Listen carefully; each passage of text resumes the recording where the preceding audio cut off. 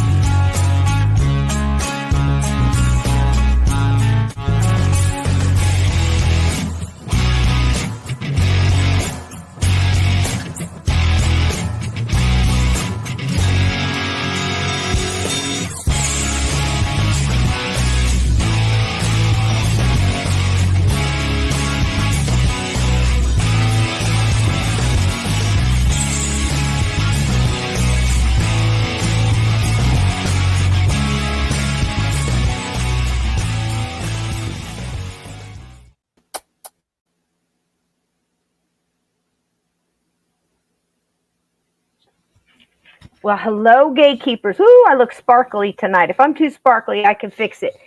But here's the thing. It's going to be an amazing show. Hello, all you wonderful people. Maraid, my wonderful mermaid.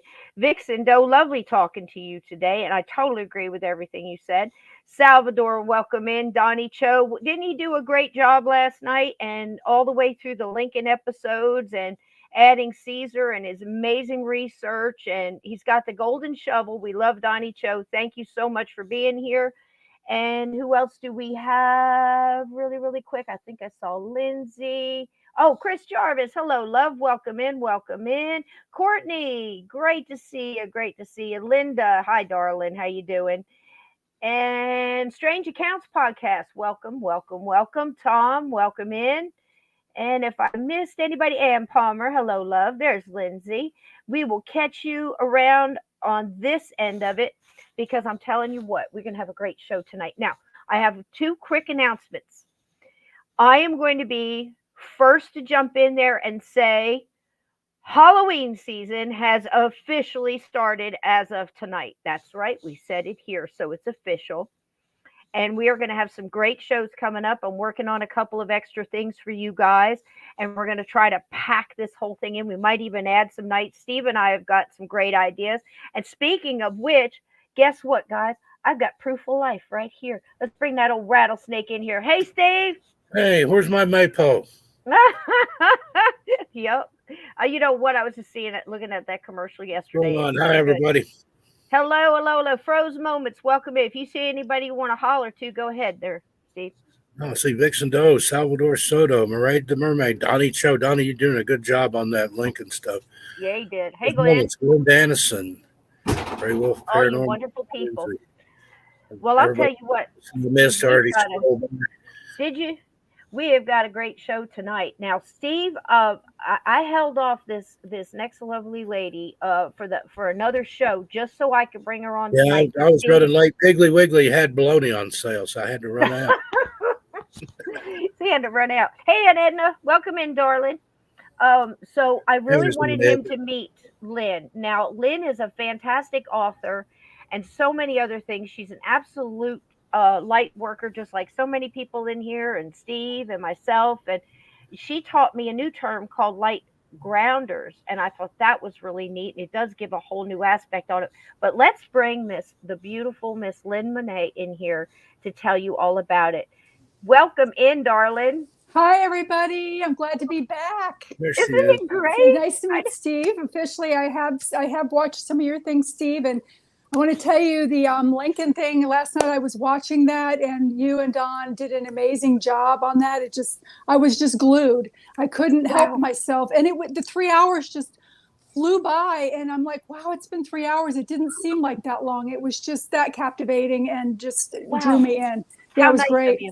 Yeah. How nice of you to say that. And the thing is, taking it all the way back from his mom and how he grew up and the aspects and what chiseled his character and things, and then to bring in aspects of the Civil War and then this Knights of the Golden Circle thing, the whole thing, and then the paranormal and the supernatural.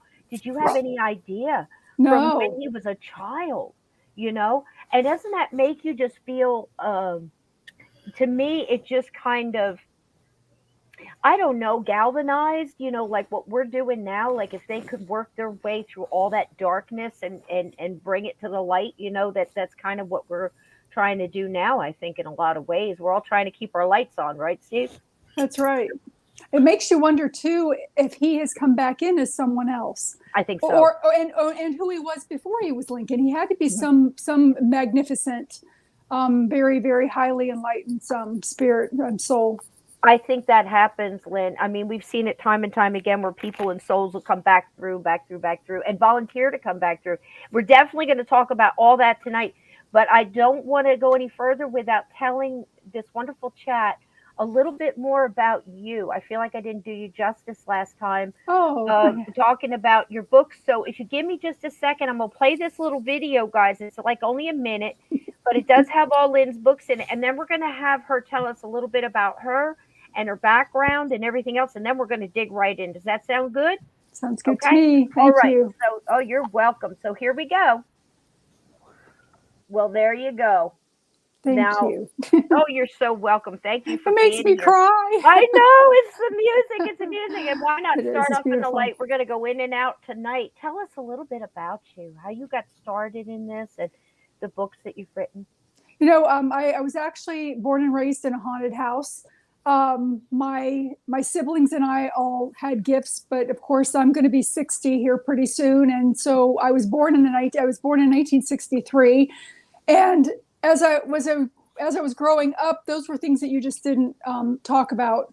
One of my very, very first visions or things that I saw is I saw a lot of. We lived 3 short blocks behind a hospital that had a nursing home next to it, so we would see people walking through our house in patient gowns, as well as Indians, because there were Indian mounds on the opposite side of the hospital. But there was one thing in particular that I remember distinctly was being in my parents' master bedroom, and my brother was playing with Hot Wheels on the floor. Is this echoing? Am I echoing? It did there for a second, but it wasn't at first. Are you hearing an echo, sweetie? I am. Can you hear me now? Hold on. Okay? Let me try something here. Okay. Let me see if I can do this.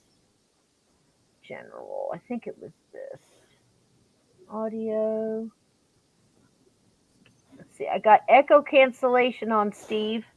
Is there anything else I can try? Go ahead and talk again, darling. See what happens. A, B, C, D, E. No, it's good. Sounds okay to me. Yeah. Is it good? Yeah, it sounds okay on my end. Does it sound okay on your end? Is it good there, Steve? Steve? Can you hear? His camera's moving funny. Yeah, it is. He's there. He's got me. Can you hear us? It takes a minute. Okay. You can hear? Okay. I think he's just a little glitchy. Okay. He's not been feeling well, so he's a little glitchy. I'm sending you lots of healing, love, and light. Yes, that's absolutely. For sure. Anyway, it might be his internet where he is. Sometimes it goes in and out. Yeah, I don't know. There he is. There you are. You'll come back. You're roboing a little bit, but it'll come back, sweetie. It's here. Okay, he's got no problems here. Can you hear me? Okay, good. I can hear you now. Mm-hmm. It's just a little glitchy, like glitchy. You're freezing, like you're doing a robot. But that's okay. Yeah, he's frozen again. Go out and come back in. Go out and come back in, sweetie. Steve is buffering. can hear.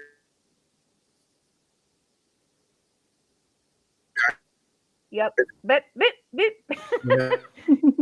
try going out and go back and come back in.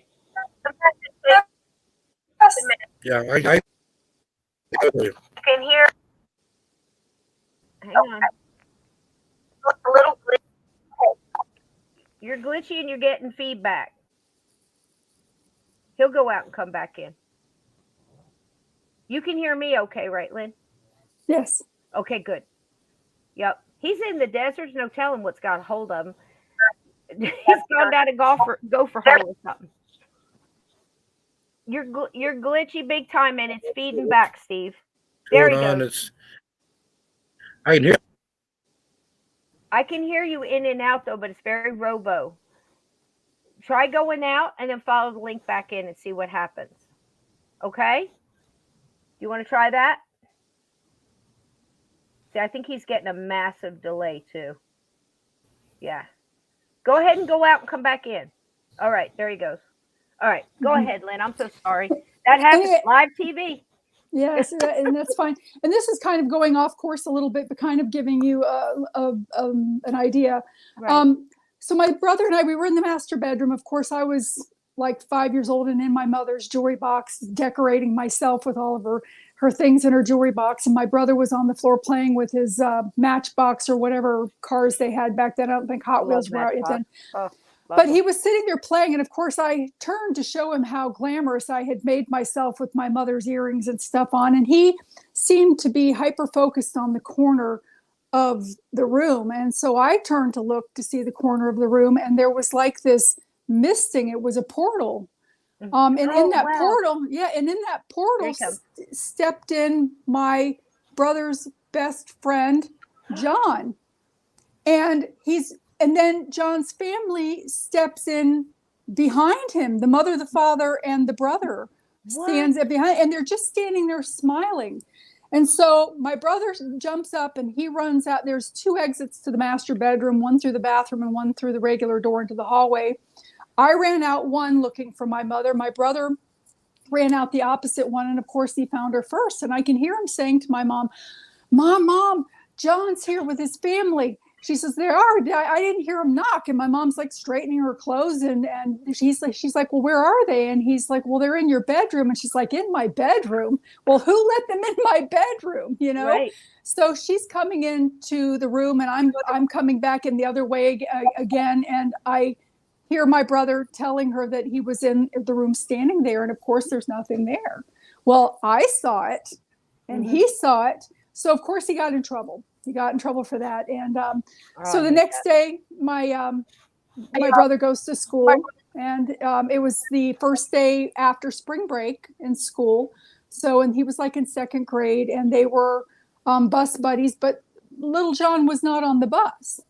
So my brother expected to see him at school, and they sat side by side at the same desks that connected. And he got to school, and little John was not at school. And the teacher, after all of the classmates got into the class, stood up in front of the class and had said that John would not be returning to school, that he and his family perished in an accident coming back from Disney World or wherever it was that they went. Yeah.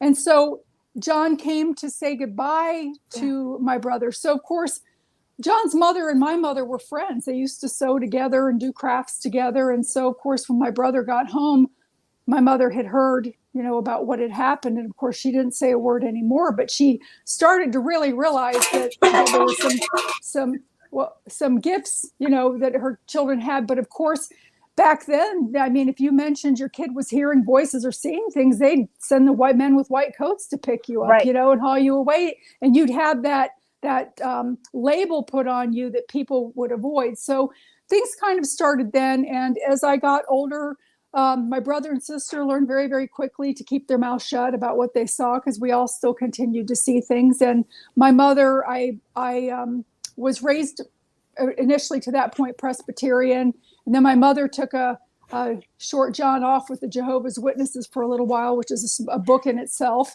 But anyway, So when I was about 10 years old, I was still seeing things. I mean, at that point, we had cabinet doors that would slam in the middle of the night. And we had, we would see my father, when he would get into arguments with my mother, his eyes would turn black and very bad things would happen during those times. And yeah, my mother almost got killed a couple of times right in front of me. But anyway, so when I continued to talk about the things, my mother and in the Jehovah's Witness religion, they have what they call elders, which are similar to a minister or priest. They're the heads of the church. They're the ones that make the decisions and things like that. And so she took me in front of these elders and told them, that I was seeing these things. And of course, at 10 years old, I'm standing in a room with all of these men staring at me. I'm scared to death, and they're telling me that I'm seeing demons and that there's something wrong with me. And I mean, they scared me so that I became afraid of my own gifts.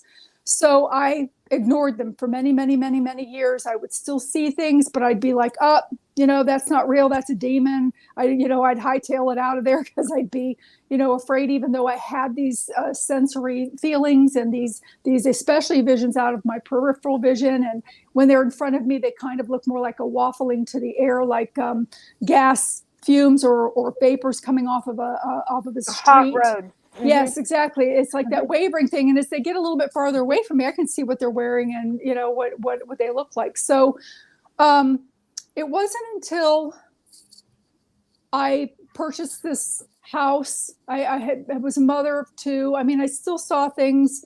They didn't bother me as bad. Of course, we were away from the Jehovah's Witness religion and I was starting to read some books. But what really opened up for me was when I inadvertently purchased this haunted house. Unbeknownst to me, that it was haunted so badly that I was never, ever able to move into the house. We spent 2 nights there. That's it. No furniture. We didn't get like all the furniture moved in, nothing. It was that bad, but it put me into a position where I started to be able to communicate with people of like minds. And so having that validation and talking to people with like minds helped me to now start to respect and nurture my gifts and not be afraid of them because I'm not cuckoo. And they've come in very, very handy with things like that. I've been a nurse for 37 years. And, I've been able some shit. A lot. 17 years. Yes. 17 years of that has been in end of life care. So I've seen hundreds of people dying. I've seen at least over 80 people actually pass away actively, including my mother. There are certain things that occur during those times that are consistent. It's not about religion. I've seen Jewish people die. I've seen Baptists die. Yeah, everybody, even though a few of them, they have a little bit more bargaining than others. In my entire career of seeing that, I've only seen one man fight death, and this man fought death for 10 days. I wasn't there when he passed away, but the routine of the collection, when the angels and loved ones start to come forward and the transitioning soul is kind of going between the dimensions, testing the dimensions, they start talking about seeing loved ones at that time. So, of course, the medical field calls that hallucinations, but even if they jack them up with drugs, they're still talking about them anyway, because they're not hallucinations, or they put them to sleep. But it just, with that being said, this man in particular, none of that happened. So I do believe that in aliens. I do believe that sometimes aliens embody into human form, because I had a patient that actually, I did see aliens in her room at one point, actually more than once. It was 3 different times. It was only her and only in her room. So I believe in Bigfoot. I believe in aliens. I haven't seen Bigfoot. I don't want to, but I have seen, aliens as well with that. But that man, I don't know what came to collect him. I was not there that day, but there weren't loved ones there. And there weren't angels, because sometimes these angels come and they're beautiful, and they're not just angels. They're these magnificent beings that could beings. Yes, they could also be what people would call alien, but they're really just beings that are higher. They're huge, like 7 and 8 feet tall. They're beautiful. Like Palladian. Yes, and they come in with those. And I've learned so much watching people pass away and seeing the loved ones come in. And I think I told the story about Edna, the blind lady. You know, I can repeat that if you want me to, but I think a lot of people heard that about, you know, her children talking about her seeing things, and she had been blind for 10 years. And it turned out she was talking to her husband and she was seeing him. And I mean, how can somebody blind be hallucinating? Right. You know, I mean, right. Well, that's just the thing. That's the beauty of the whole thing. And God bless you for all that. Absolutely. Because I'm reading the chat, and hello, everybody that's just coming in. When you said connecting with the like-minded, Steve and I have talked about that so much. And Steve has a similar background as far as seeing things at a very young age and having people in his family, his grandmother, who he was able to talk to and kind of eased him into it. Didn't she, Steve? You know, she was a self-professed gypsy witch, as you say. Yeah, called herself a gypsy witch, but nowadays she'd be a granny witch in Appalachia. Kitchen go witch. Granny witch, yeah. Herbs and second sight and premonition. Fortune telling, she read coffee grounds, tea leaves, animal entrails. They were part of the spiritualism movement in the beginning of the last century. They did table tippings and seances and all that good stuff. Wow. Yeah. But honestly, I would have loved to have met her. I would have. Oh, me too. Me too. Yeah. And I just love her spirit. Just, hearing Steve talk about her, you feel like you've almost, you meet some of these people. But I had the same thing when I grew up in the haunted house, in a farmhouse. And Steve and I have talked about this multiple times, but something else you touched on that's so familiar to so many of us that have abilities, or were just coming into getting little sparks here and there of the abilities when we were younger, you could not talk about it. My dad would lose his mind if any of us talked about it. And so I totally am in kinship with you. And I know Steve is too, where as you're growing up, you just learn not to talk about it, even when you see stuff. But the one about your brother, now, how old was he when this happened? He was 7 and I was 5. Yeah, we were little and we both saw it at the same time. And we recognized the family because he was his playmate and they lived a couple of blocks from us. And I wanted to say something to you, Steve. Sure. When you were having those issues, I kept hearing a female voice talking around you. Did you hear that too? Did you hear Cisco, kind of like a female voice? I don't know if it was something, but it wasn't a masculine voice. So I'm not saying that it's your mother, but it might have been. So I heard that. I'm like, who is the female? Who is that? There's a woman talking. You know what I'm saying? So it might be related to an incident I had here day before yesterday where I heard a woman's voice. I've only lived in this house a few weeks, and there's a couple of spirits here, and I heard a woman's voice very distinctly the other morning say, "God gave me breast cancer." Oh, that's right. Yeah. So I started, I rebuked that God comes to exhort, edify, and comfort. Satan, who comes to kill, steal, and destroy. I haven't heard from her since then, but there's something here in the other end of the house. But every house I've ever lived in is haunted to a degree. And I finally came to the conclusion a couple of years ago that it's not the houses so much as it's me that's haunted. I don't know if I'm a tractor or whatever, but some more so than others. The house I lived in Las Vegas is by far the most active. I've got a video of that on 13 Past Midnight, my other channel. It's not on missing persons and mysteries, but 13 Past Midnight's where I talk about my personal stuff. Isn't that something? Yes. So, I mean, that's just it. I wanted you to hear a little bit of all that and understand that everybody in this chat is right there with you. We've all had these type of things or different abilities, or just so intrigued with the whole thing that they've come to this level in this chat where it's very comforting.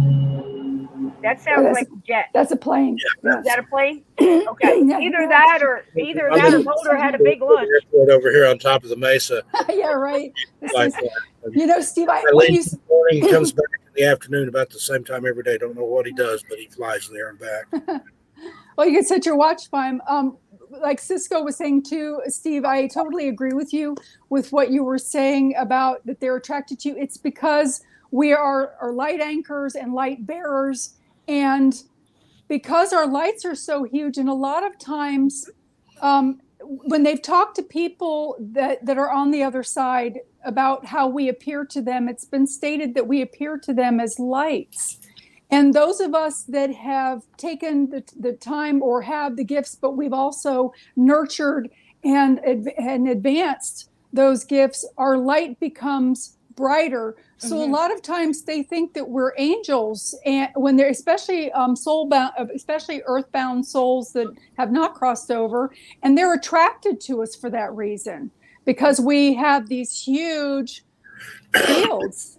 That then that's why when you were saying that they are attracted to you. With this lady, I think she's not able to cross over because she's angry at God or whatever. She thinks that she was being punished by having breast cancer, but and she wasn't ready to go. What was the first thing I said to you, Steve, when you said that? As soon as he said it, now Lynn understands this, Chad understands this. Anybody that's listening that's not quite to this point of consciousness understanding, not like we're any better than anybody, it's just we've worked through it during our journeys, and now we've come together to talk about it because it's so cool to be able to talk to people who understand this.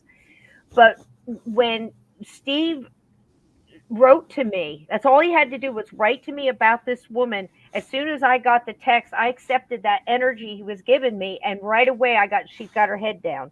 She's shuffling with her head down, just woe is me. God gave me breast cancer. I did all these things, and God gave me breast cancer as a thank you. I don't understand.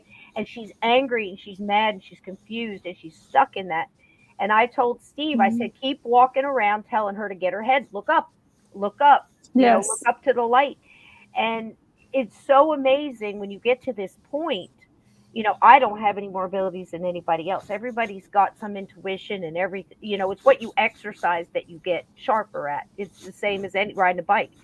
But Steve, do that. Let's do this as a test to see if we can get her to lift her head up. I don't get anything evil. I get regret, despair. Yeah, this is what I'm getting. How about you, Lynn? I agree with that. I'm not picking up on anything. I ask her why she's chosen to stay here, because sometimes they stick around, like the story of Dapper Dan, who ended up staying earthbound because his mistress and wife were on the other side, and he didn't want to cross over and have to face the music. So sometimes it's maybe a pet or a child that they're watching over that they expected to have crossed before they did, and then they crossed. And not only that, we're taught in traditional religion that death is such a final thing, and it's not. And so their understanding is distorted. And if she could understand what a gift death is in that sense, not that I want anybody to run out suicide. We do have 5 opportunities to exit, but suicide is not one of them. Not one of them. So, but if she were to understand that loved ones are waiting for her to cross over, and why would she want to stay here? Even being in that 4th dimension, because that's where they end up collecting there. They don't cross to the 5th. They still are on the 3rd, but the 4th and the 3rd kind of enmesh together at points, only they're without a body, obviously. A lot of times a woman might just want to hear somebody say, well, I'm so sorry that it happened to you. And they're waiting. It was your time because God needed you. You have a special purpose on the other side, and it's time for you to go. That's exactly what I'm going to tell you. God didn't give you breast cancer. God gave you relief from breast cancer. Go into the light. There you go, Steve. For you. Yeah. And we also don't know how she suffered in the end. She could have been alone. People get into this dark, deep depression. Again, it's like walking on a battlefield in Gettysburg. It's just, it's the same thing. And you don't know if they're caught in a loop, if they're intelligent, whatever. I feel like the one you have is, and she's just wandering. And I got the shuffling head down thing. And my feeling about her is that she was kind of a Debbie Downer in life too. She was one of those people that kind of other people's miseries or sorrows she kind of clung to as well. So there might be some depression issues there with her that she had. And the thing about it is when they don't cross over and they stay earthbound, they keep all of their senses, and including any of their addictions and their mental illness and all of those things. They're not relieved of that until they actually cross. Absolutely true. Yeah, 100%. so she's looking at things the same way. And that's the hard thing too, because a lot of times she might not even realize she's passed. Yeah. Because they just, shuffle through all this, and continue to do the same thing over and over again, which is just amazing. So, but I really wanted you to know that this is huge for me, because having everybody in this kind of semi, leveled consciousness to where we can really get down to the nitty gritty and really put out information for everybody and the next level kind of stuff. And that's, it takes years and years. Lynn and I are the same age. Steve, we're all around the same time. We've all lived our journeys and tried to learn along the way. We've made our mistakes. We bumped into the light and we bumped into the dark. And trying to live within that and, trying to still be a well-functioning human being has been very difficult. And I think the fact that we've all kind of chosen to go, not only be in the light, but to give the light back and just keep feeding that light.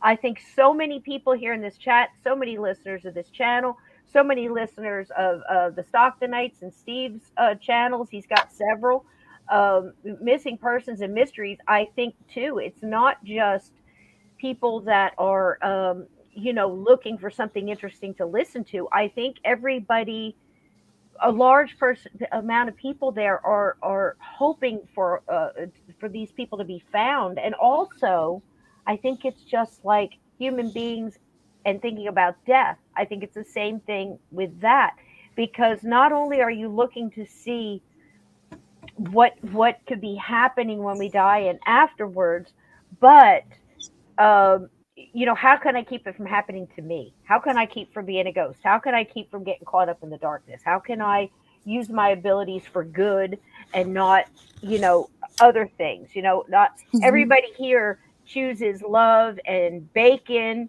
and, kindness. Yeah. And kindness and love is bacon. Bacon is love. Bacon is love. And all of this, they're choosing that over the misery, but learning about the dark and what it's capable of and everything else also, I think, enhances your light. Do you want to tell us about that house you couldn't stay in? Do you feel like that? Or? I sure can. You guys get some popcorn. Here we go. because this, I kept telling Lynn, don't go. I just want to meditate and get in all this other stuff, but this is why. And I was the one who held it back. But tonight you can hear this, because it's not just a tale of bad things that can happen. It's a tale of what to do and how to stand in that light, and that the light always beats the dark. And it does. It does. And I just wanted to say one more thing too. Absolutely. To Steve, also in reference to the fact that she has that kind of down, like depressed energy, it can draw on your energy and make you tired. So, and it can disturb your sleep. So it's kind of important, even though she's harmless, because you're a light, she's going to cling to you, and for you to help her to cross so that you can keep your light around you and not, be exhausted. So I found out too. I purchased a house that was built in 1975, 76. And the one thing that I had learned was that it's not about the house being haunted. It's about the ground that it's built on. And of course, those of us that are light workers, they're even more attracted to us if we end up moving there, type thing, like Steve was saying too. So even a brand new house can be haunted if it's built in the wrong place. And I had been looking for a house for a year, a single mom with 2 kids. I had been living in an old single wide trailer that I had fixed up to brand new. Very proud to say that. And trying to recoup from a financially devastating divorce that I went through. And so many of us can relate to that. I don't want to interrupt you, but I wanted to say this is primarily in the book Omnipresent, is it not? Yes, the first book. The first book, and the second one is What Happened After. Is that correct? Yes, because Okay. a lot of people came forward after reading the book. You can read the book in one afternoon, and also I have fixed it on my site. Please reach out to me, reach out to Cisco if you have any problems getting a hold of my book or contacting me, because it was kicking back people's payments. But please wait until the end of the week before you purchase one, because I just had my debit card jacked at a gas station, and so my checking account is kind of locked down until we can get that all worked out over the next couple of days. So it'll probably kick it back, but anyway, it does. It's solely. I kid you not. Mine 2 days ago. No way. 2 Really? days ago. Yes. Girl, we are sisters on another I'm telling level. you, mine Twins. 2 days ago. But listen, I often put out, I'm Cherokee and Lenape. I got a little bit of scotch, so you better believe every morning I check my bank account. I know my that's daddy was right. a little Scottish.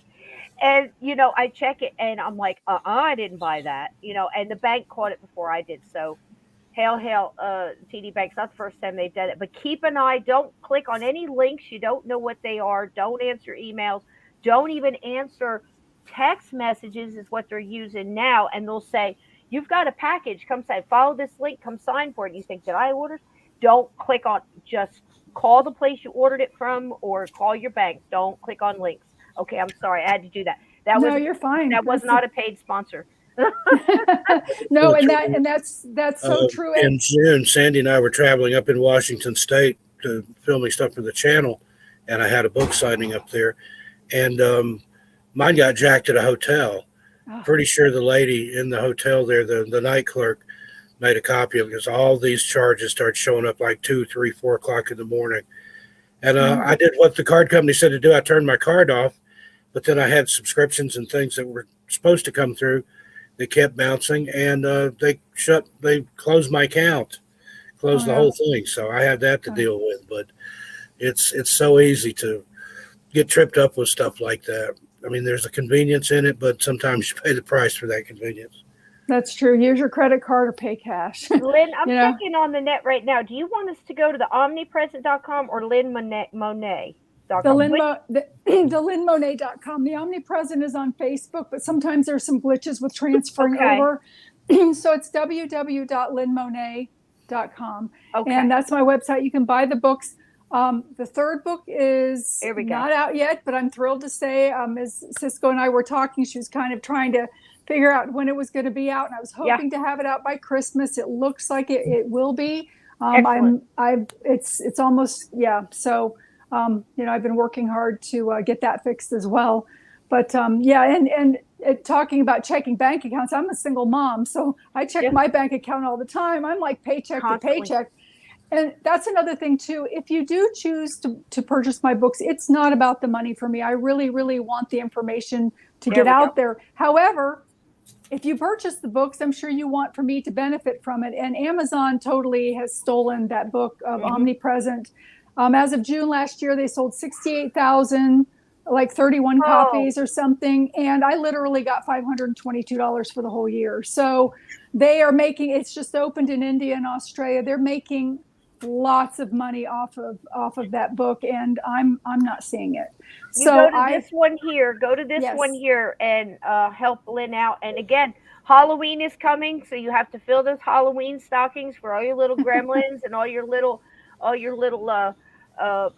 cryptids and stuff. So fill those black stockings and orange stockings full of Lynn Monet's book and Steve Stockton's books and stickers, and maybe even go to tpublic.com and get you a Cisco and Steve mug or something and fill that with candy corn and stick it in that Halloween, 63 days from today. 63 officially started tonight, guys. Happy Halloween, everybody. Happy Halloween, gatekeepers. Also, we're talking about Jehovah's Witness. I want to shout out the most famous Jehovah's Witness of them all, Michael Jackson. Would have been 64 years old today had he lived.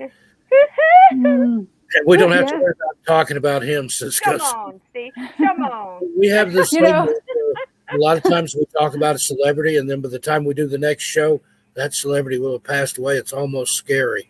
Oh wow. Well, don't talk about me then. It doesn't work on not that I'm particular. not that I'm afraid of passing away. I'll be very happy to go when my time comes. It's just that I had a late life baby at 46, so I've still got a 13-year-old at home, and I wouldn't be able to rest in peace. My other two are my two that are in the book, Brittany and Austin. Those are their real names.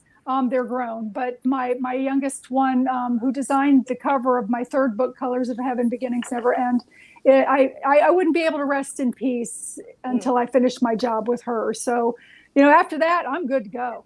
Yeah. So, yeah. I'm so much work, so much work to do. And I know it's like, I hear all the time, this is like a prison planet. And that if we choose to reincarnate here, we're almost automatically heroes because it's so hard. And it's true. So funny that we hear all this stuff from different places and come together and all have the same, similar knowledge. And it's amazing. It just never ceases to amaze me. And I'm so sorry. I didn't mean to interrupt you, but I thought if everybody's getting hit in their bank accounts, a couple weeks ago, I promise you guys, I'll make this real quick. I'm a floral designer, and among other things, God knows. And so anyway, so many funerals right now, but there's weddings and there's COVID vaccines. Yeah, I'm telling you, that ouchie boy. I'm telling, and you know what? My boss is very, she's really just, God love her. She's nosy, I'll get out, but she's connected with all the morticians. And she'll get them on the phone and she'll ask them, what happened, 6 out of 7 last week alone. Yeah. I believe that. Yeah. 6 out of 7. But the thing is this lady's standing there and she's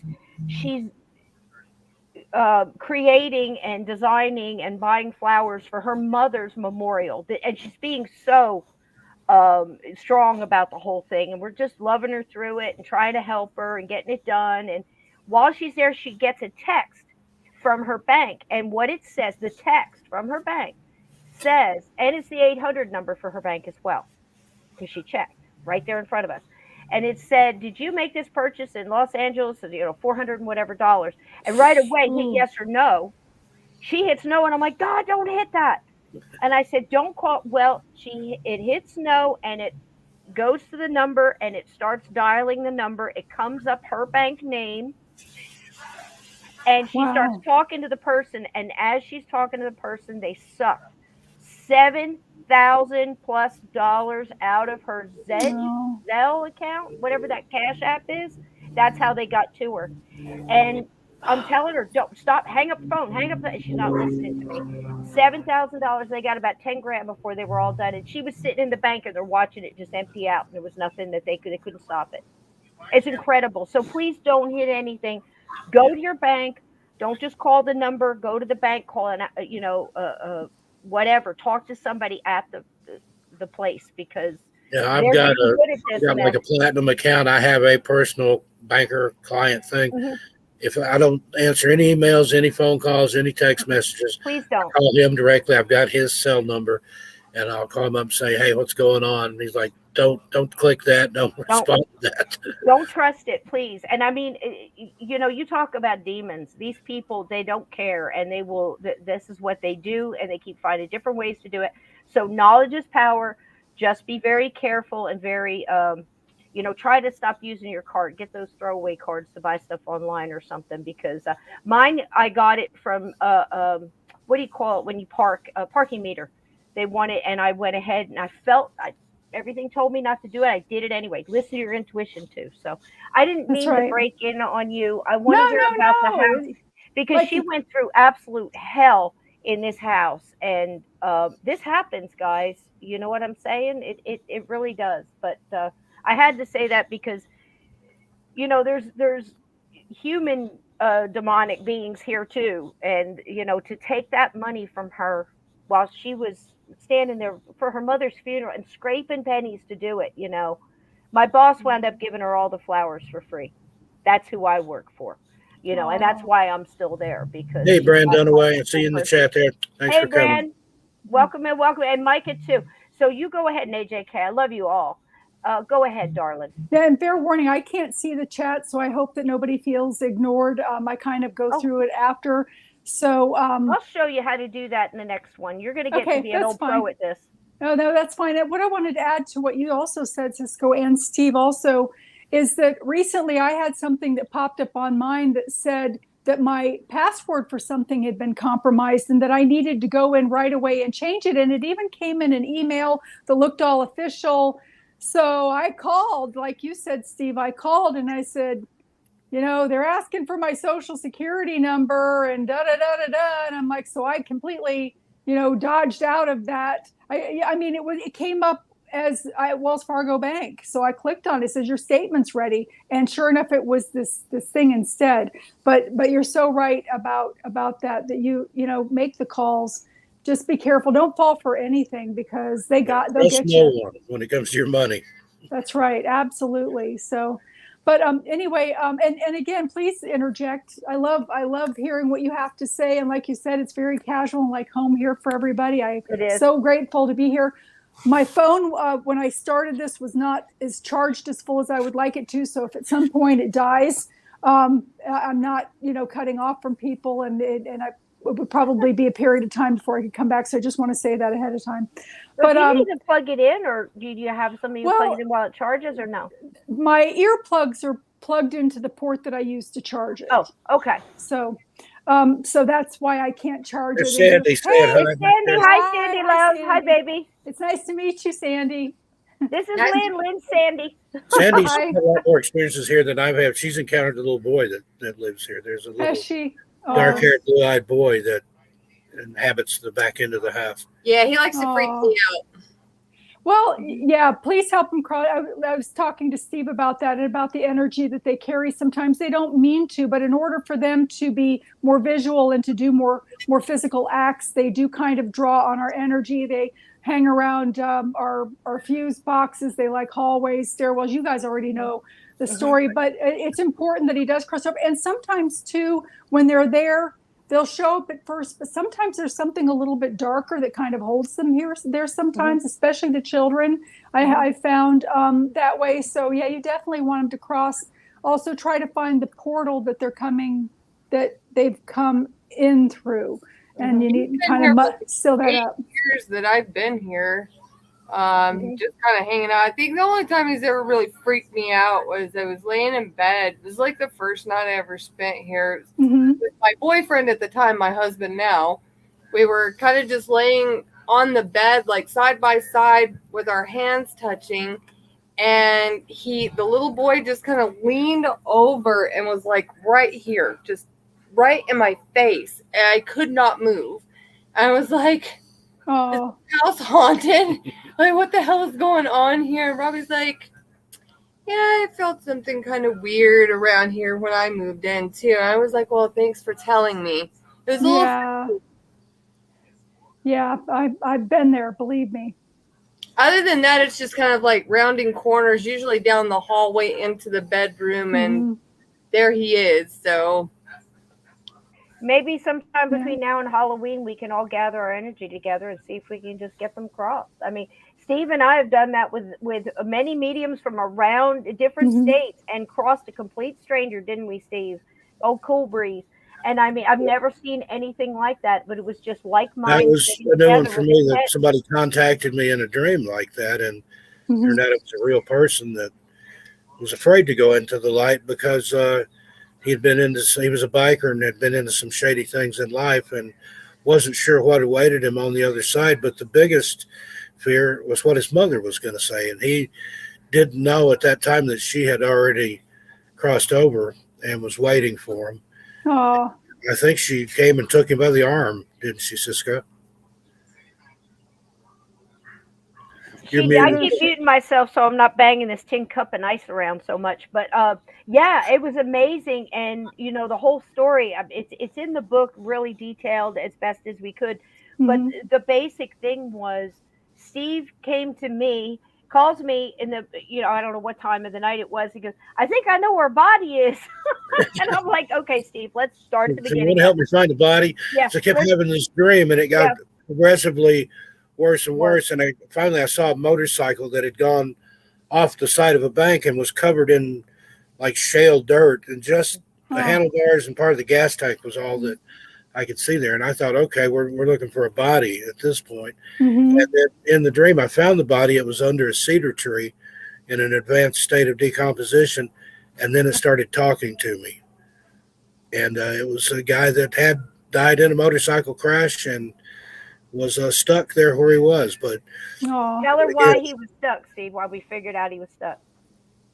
what's Bye, that? guys. It was good to see it was everybody. nice meeting you. Nice to meet you. Good to see I'm you, gonna go baby. water my plants. I don't Okay. blame you. Well, tell her why we figured he was stuck. Finally, he would only talk to Steve and have all these women trying to help, but he wouldn't talk to us. He would only talk to Steve in his dream.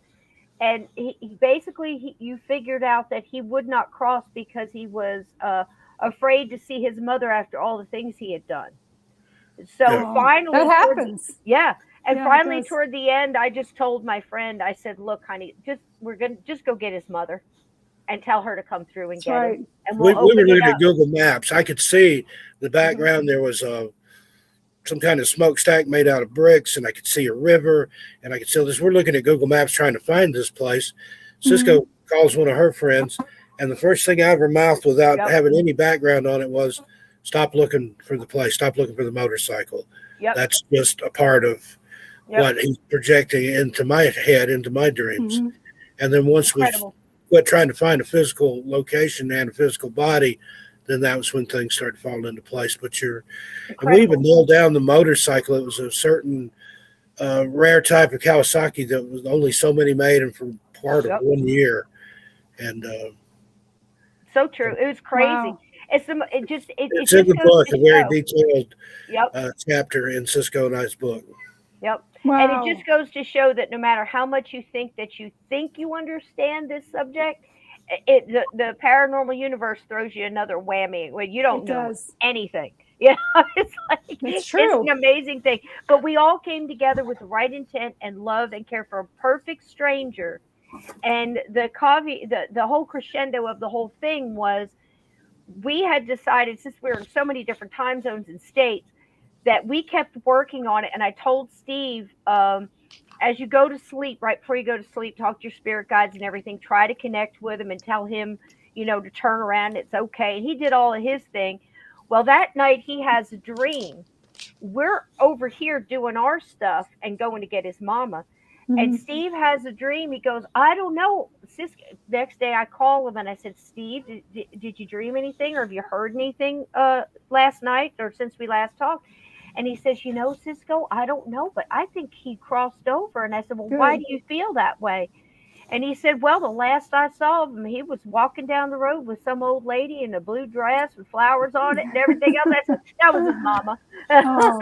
But that's amazing. And he had his corporal body back. He wasn't, because it was hideous what I was seeing under the tree. It Yeah. was like tattered vest, tattered jeans, and I could see the bones inside the clothing. Hmm. And then, but when I saw him walking away, he was whole again. And Incredible. I thought she'd probably have him by the ear, but she actually had him by the arm. So all was well, and he didn't haunt my dreams after that. Well, that's, Incredible. a lot of people don't realize that. The Bible has been rewritten so many times. I'm actually writing on this in a chapter for a book right now about how many Biggest times game of it's been telephone rewritten. ever.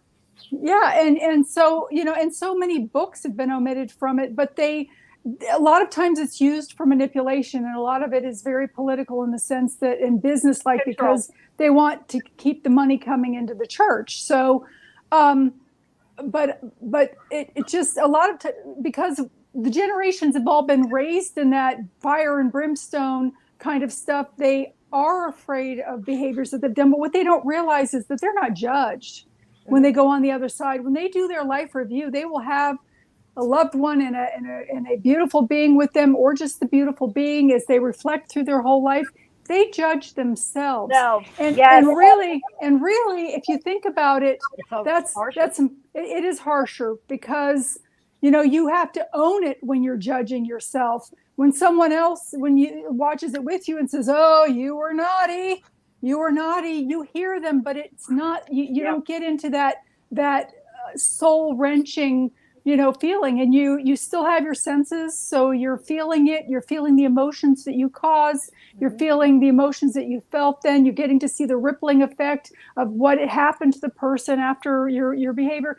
So you're not judged, and a lot of the emotion that is the negative emotion, like anger and jealousy and all of those things, are shedded once they cross over. They keep it if they don't cross over. And like you said too, their bodies look gross once they cross over. You don't see all of that anymore. That's how I can pick out souls that are stuck here, because I can see what the cause of death was. Cisco and I were talking about bars and ghosts in bars, and I'm seeing a ghost sitting his head on the bar next to a drink, and he's headless. So I mean, those kinds of things happen. But yeah, they do. They don't realize they do. They do. Yeah. And it's like you said, Lynn. It's how many people are outside smoking, in the smoking circle or whatever, and there's so many ghosts with them just going.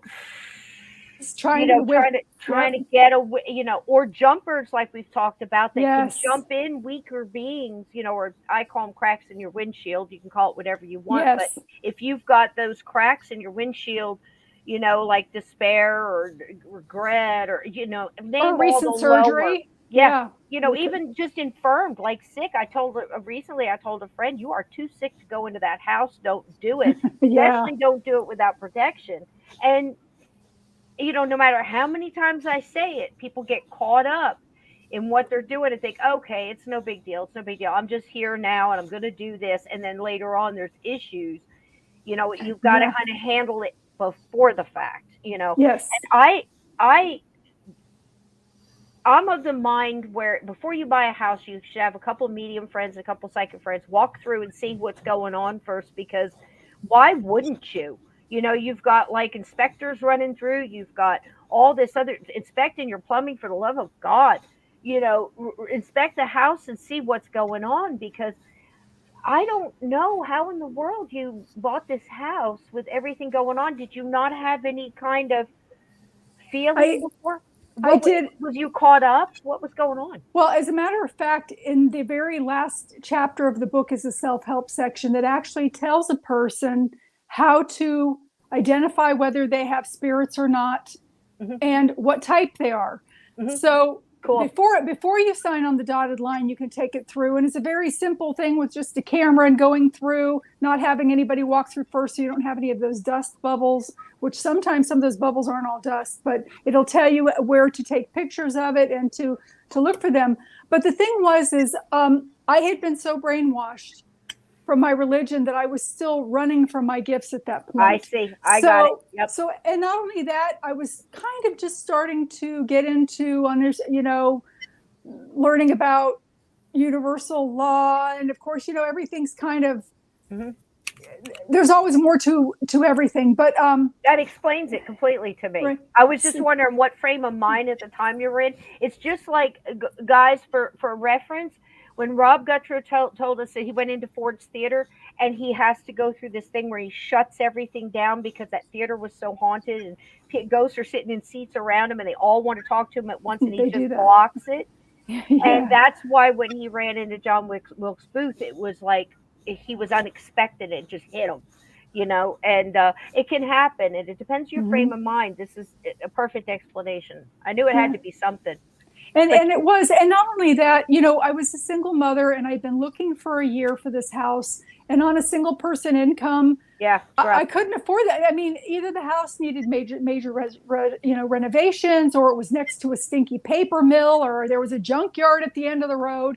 There was always something undesirable about it that, whatever. And when I did find something, I would, want to step back and take a little bit of time to think about it. And by the time I would move forward, it would be gone. So when this house came up, it was a beautiful 2,400 square foot, 2-story split level house, brick house on a Florida flat lot in North Carolina. Go figure how you could even find that. Right. I mean, it was a good half-acre lot, and it had another 3-acre lot behind it that was all sodded with grass to be mowed. There were no trees. I mean, there were trees along my back line, but they were big trees, and you could walk right through to go into that area. And that area wasn't mine, it was a neighbor's, but having that privacy where people couldn't build on top of you. And yet it was close enough together that I called it a trick-or-treat neighborhood. I wanted the houses close enough that, if you went trick-or-treating, you could get a lot of candy on that street, just going house to house. What a lovely reason to pick a house. I can't trick-or-treat here, so we're going to trick-or-treat live with Steve and Sandy, I think, from here, guys. Yeah, Debbie said she gave out, I think it was 80 pounds of candy last year, so it's busy. We're gonna have a great time.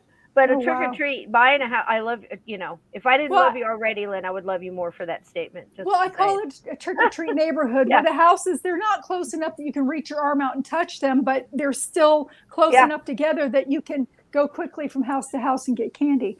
So when this house came, my realtor called me. This house was not even listed on the MLS yet.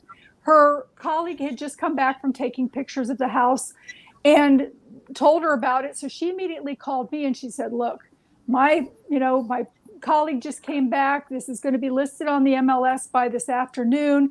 We need to go see this house now. It's in your price range and it's almost too good to be true. And of course, that too good to be true part probably should have resonated with me. So I immediately got dressed. I went over to the realtor's office and she drove me in her car, and I'm going through the papers. I'm looking at this house and I'm like, there's got to be a mistake, because this house could easily be selling for $100,000 more than they're asking. They were asking $133,900. And I'm like, it could easily be over $200,000. 3-bedroom, 2-bath. I mean, it had a breakfast nook and a formal dining room and a huge family room downstairs and a bonus. I mean, it was a nice house. 3-bedroom, 2-bath. So big garage that you could actually pull 3 cars into if you pulled one in front of the other and then side by side. Wow. So, I even had her call the listing agent and say, is this right? I didn't want to get my hopes up. And sure enough, she called. It was right. I made her make like 4 phone calls in the drive. Ask her if it's next to a dump or a nuclear plant. There's got to be something wrong with it, for it to be that. Fish. Yeah, I know. Pick one. So when we pulled up there, we walked up the beautiful double entry doors with this split level with this beautiful light hanging over the top and the entryway on the outside. And she was having trouble with the keys, and the keys in the story is a key piece throughout the story. The locks were manipulated by one of the 2 demons that lived in the house. And these were actual demons. This was a hell dog or hellhound, whichever you want to call it. As there are hierarchy and layers of angels from cherubim on up to archangels and beyond, there's also a sub-hierarchy for the darker souls that go down, starting with something that's similar to a gargoyle type thing. And then the deeper that it goes, the stronger that they get and the more physical acts they can do. So, and there was a young man that had hung himself in the house, but when she kept having trouble with the lock, the key wouldn't go in. She thought that maybe they had left the wrong keys there. So finally she was like, well, I'm going to have to call, to let them know that they left the wrong keys. And then every time she would try one more time, it would then slip in the keyhole, then it would turn, and then she couldn't get them out. But while she had the door open, I went into the foyer area. And of course there were the ascending and descending stairs off of that. And I started to go up the ascending stairs to look at the main level with the living room. And in my peripheral vision, I see this young man hanging in the stairwell. And it made me gasp. I mean, it was that real. He was hanging from the wrought iron railing. There was a wrought iron railing that prevented you from falling onto the descending stairs from the upper level. And he was hanging from that. And that was confirmed by the next door neighbor later on, who had your vision confirmed by the neighbor. Yes, the neighbor. Incredible. Yes, the neighbor that was the very first house on the street before they even paved the road was living there when the young man's parents built the house. And the story is that the parents were going through a divorce, and the young man was kind of into some drugs or something, and that he hung himself in the house, and the mother came home and found him hanging there. So that was confirmed. God. I don't want to stop you, but before it disappears, I have to say thank you to Sebastian Moran for the £5. We appreciate you so much. Thank you for the super chats. Thank you, thank you, thank you. That all goes to StreamYard and to keep this channel on the air. So we thank you very much. And for all your kind comments too as well. Thank you. I'm Yes. sorry, Lynn, I had to say that. No, please. I'm thankful for them too. Oh my goodness, you deserve to have it. You worked so hard on this, both. Thank you. You and Steve. So, and eventually I'm going to kind of try to get something a little bit going myself. Not that it's going to take away from anybody.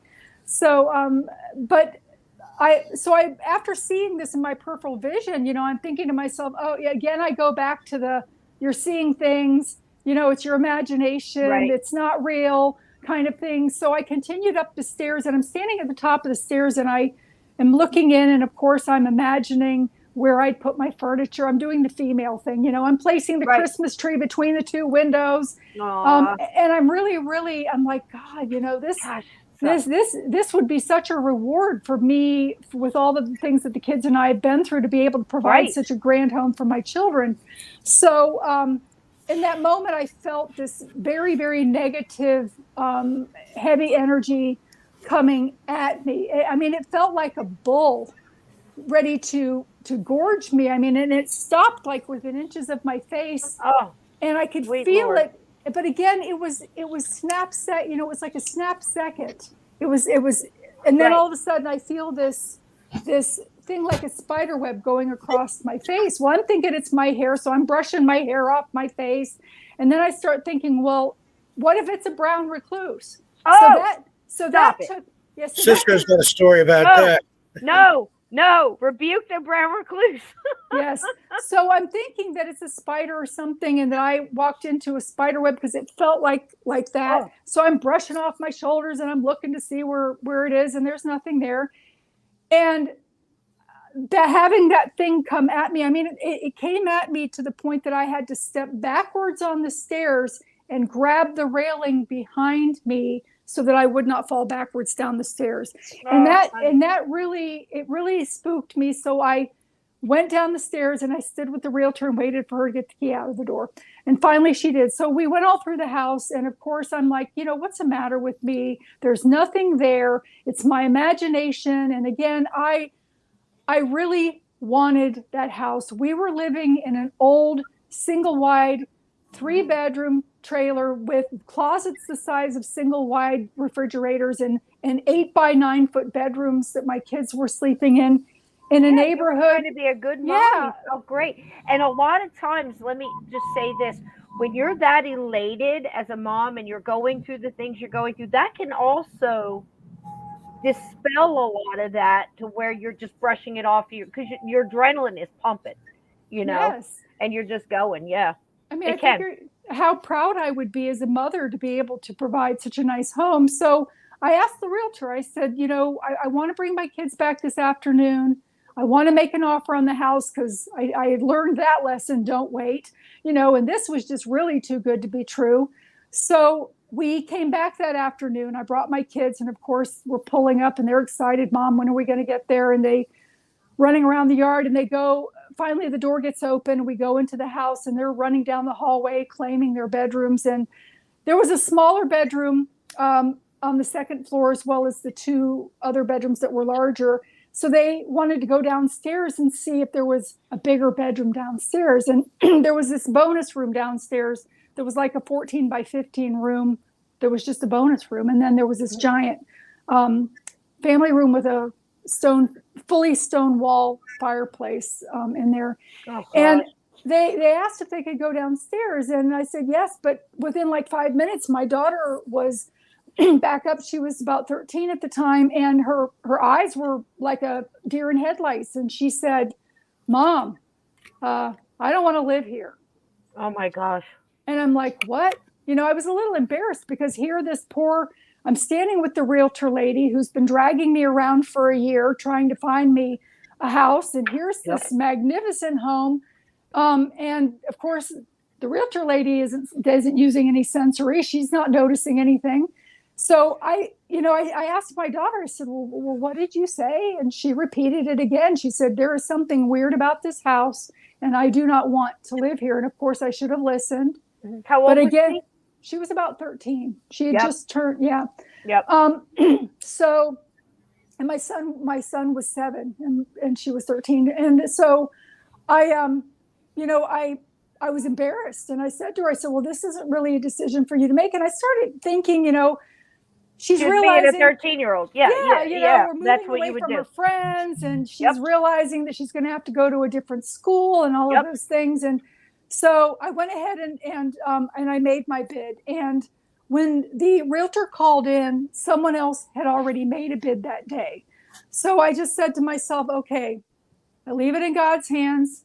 If I'm meant to have this house, may God's will be done. I said a little prayer, and I'm like, okay. So the next day I make my bid. The next day I get called, and of course I get the house.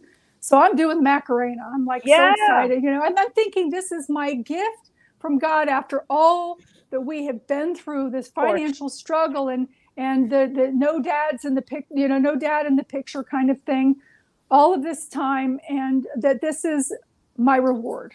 Hey puppy.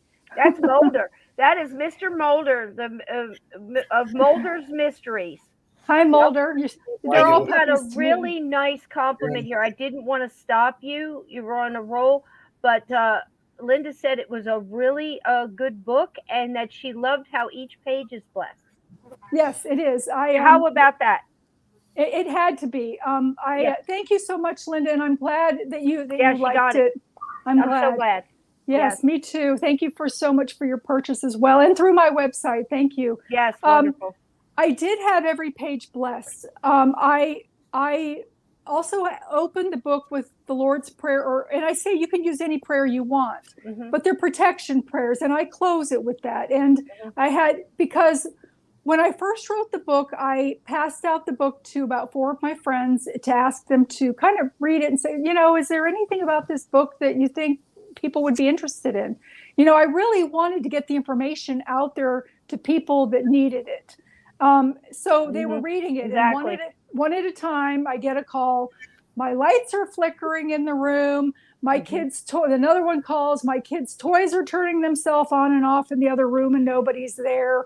My daughter came out of the room and said she saw something. So I realized that I didn't want that energy to be carried into people's homes. Right. It's a shocking enough thing to read. And the way that I wrote it, it's very matter of fact and straightforward. Linda can tell you that. I wrote it that way purposely because there are so many skeptics. And if they wanted me to sit on a lie detector test, I'm there. Because I know that I wrote the truth and I didn't exaggerate on anything. I know that I would pass that test. So all 3 of us are that way, though. Exactly. Steve did the same with his books, and so did I. And when he helped me write mine, mine was basically stories, something that happened, and then he would come in behind me, and whatever came to mind, that's what he would write. And I never even looked at that till we were put it all together as the book. So it was all put together, and it meshed perfect. It did. But the main thing was the integrity and trying to, exactly what you just said. We wanted to say it as it happened, whether it was a sound or a smell or no sound or no smell. If we didn't know, we said we didn't know. But because you can't help people if you make up stuff. And I know that about you too, where you were, that was your number one thing. And to try to get that out like that, again, people, that just shows you how serious this is. Like myself telling people, don't go in there. You're sick. You just got over being sick. You're a target, and you're going into like one of the most haunted houses with that claims that it's dark, and it is. And you're going to walk in there like it's no big deal. And that's the bad thing about the paranormal shows that have come out, where it just thinks you can just walk into anything and come out unscathed, whether it's a Ouija board or anything else. We say it here all the time. I'm not telling you don't use a Ouija board, but you better know what you're doing. You better open it. That's right. Because we get calls, people. Who are you going to call? We get calls. That's right. Your kids are floating around the living room and your dog's walking on the ceiling upside down. You're going to look for somebody to ask. You're going to wish you would listen, because it's not a game. It's not a game. It's spiritual warfare, and it's constant. That's just what I have to say. It is. It absolutely is that way. And people too, they don't realize how negative emotions are fed on by these things. And when you're in a home, trying to clear something out of it. If you've got somebody in the house that's whispering to the other one, did you hear that? And they're freaking out, they're scared by it. They don't realize that the person that's removing the entity is under constant attack. They have to constantly be shielding themselves, and they don't realize how exhausting that is. I mean, I've gone home literally and slept 18 hours only to get up to get to pee and to get a drink of water. Yes. So just happened in Gettysburg. I sat there and I said, we were table tipping, and I'll tell a story another time. But when it was all over, basically, I sat down and said, I don't need to hear, hello, Jess, welcome in. If I need to hear something, please come through and tell me. But I believe that everybody in this room who's never heard anything, never got a validation from a loved one, never got a message that they needed to hear, you're welcome to use me as a conduit, as a bridge. And so did 2 or 3 other people sitting there at the table. And I'm telling you, Jim and I were absolutely just drained. And this isn't a very good light place. They need energy. And I mean, Donnie drove us home, and the whole time I'm just like, and I mean, I got out of that car and about fell into the elevator to go back up to the room. And it's just the way it is. And that was in a happy place. Can you imagine, a real fight? I mean, it's days, people. It's really days. So it is the truth. Yeah, it is so exhausting. And it's a different kind of tired. You are tired to the point that you're almost ill. I mean, it's such an intense tired. And the thing is when you are doing those things, you are shielding yourself. That in itself takes your own energy to protect yourself from things. And when people are in the room with any kind of, oh, did you hear that? Or they freak out, the negativity feeds on that and gives them the ability to do more physical acts, which makes those of us that are channeling, or that, which I don't channel yet. I don't do that, but you do that. So I'll send people to you.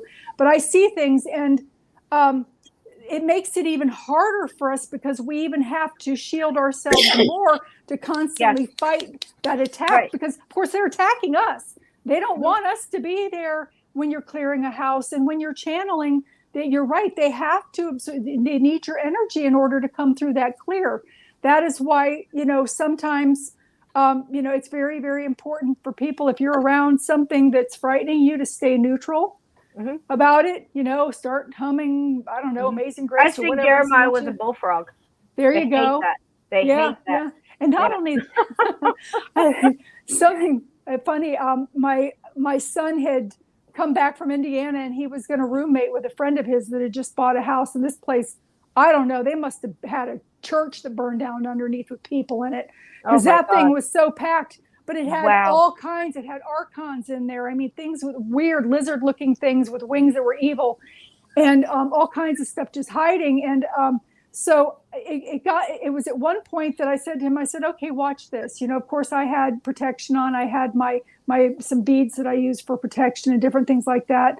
And I just I just stood in the middle of the room, and I said to them, and I'm not mocking anything, because they do have an intelligence about them, and they will get even with you later if they feel that you're laughing.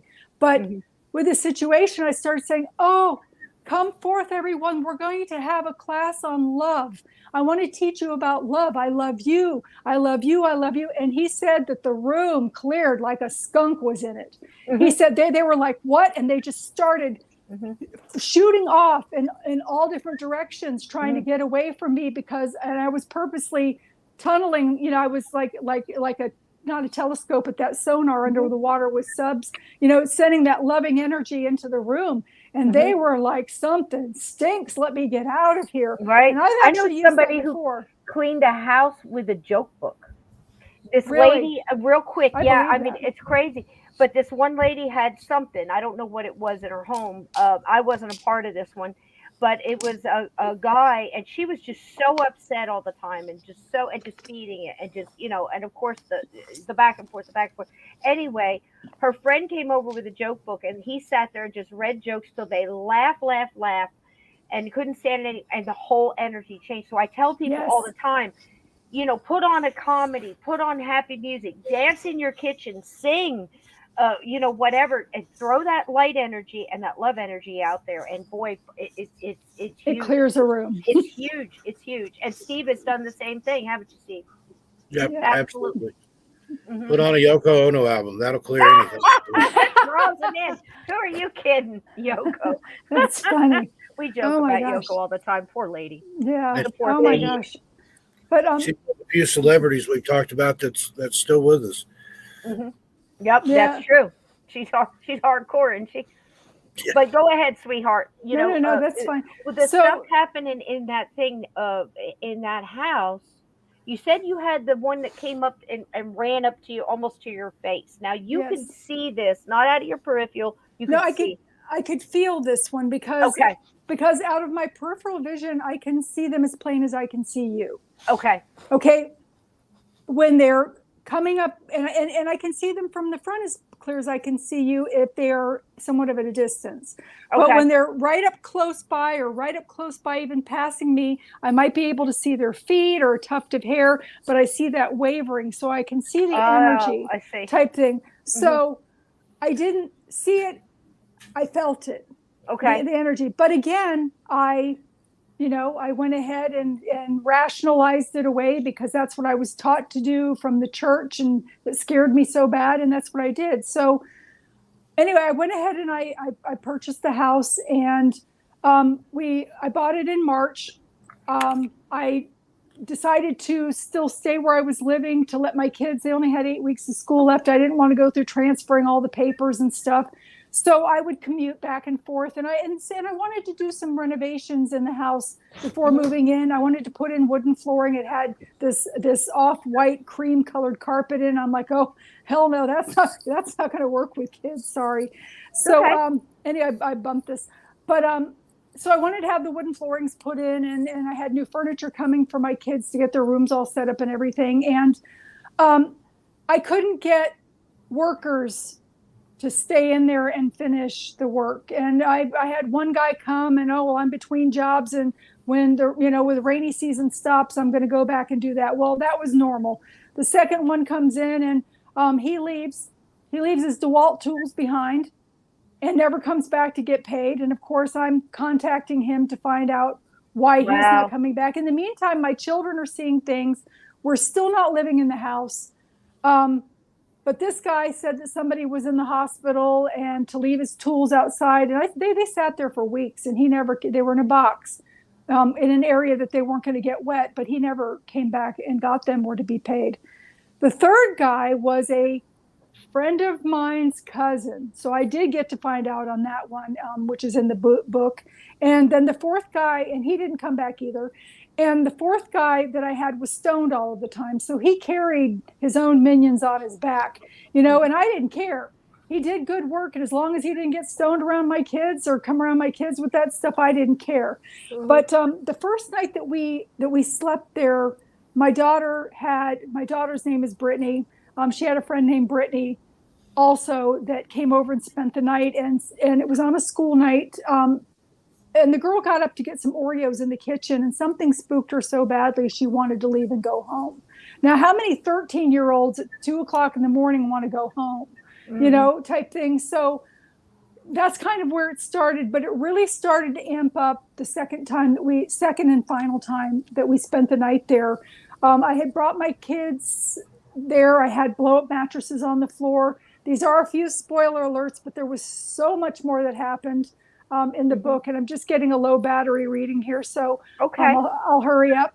But I was getting the carpeting up off of the floor so that I could save some money and by doing some of the work myself, so I could get a better grade of flooring in there since I was on a budget. And I had done that, but I brought my kids back with 2 blow-up mattresses, and they drug them into the master bedroom. And I'm in the rooms, and I'm like, I've started something in just about every room. I want one room to be finished and decorated. So I decided to paint the master bathroom because it was small. So I painted the ceiling a fresh coat of white paint, and then I put the paint on the walls. And it was about 11 o'clock when I finished, and my kids had fallen asleep on the blow-up mattresses in the master bedroom with the windows open and TV there. So I went to the kitchen to rinse out my brushes, and when I came back out of the kitchen, as I'm passing that wrought iron, when you first came out the door, there was that wrought iron railing that the man had hung himself from that would keep you from going down the descending stairs. There, I saw something out of my peripheral vision that came up from the lower level. It shot across the front white entry doors, up the descending stairs in front of me, or ascending stairs, they would have been from the foyer, and shot down the hallway towards the master bedroom. And I froze in my tracks. It was the most horrendous thing I have ever seen in my life. It was not of this earth. It was up on its haunches. It was fragmented, looking like hair, kind of brown. It was up on its haunches, kind of wolf-like, but like a mix of a wolf and dragon face, where the nose narrowed, and it had large nares like a horse, took up almost the whole end of the face. It was kind of hunched over. It had rabbit ears, but they were on each side like the FTD man instead of up on top of the head. And they were turned backwards, so they were grazing over its shoulders, and it kind of hunched with its arms out and these dirty nails. And it shot down the hallway, and I'm like, okay, I haven't eaten in a while. My blood sugar's low. That's not blood sugar, baby. Yeah, Just you know. saying. No, I know. I'm you know, my kids, and I'm like, I've been, you know, fumes from the paint. I'm not right.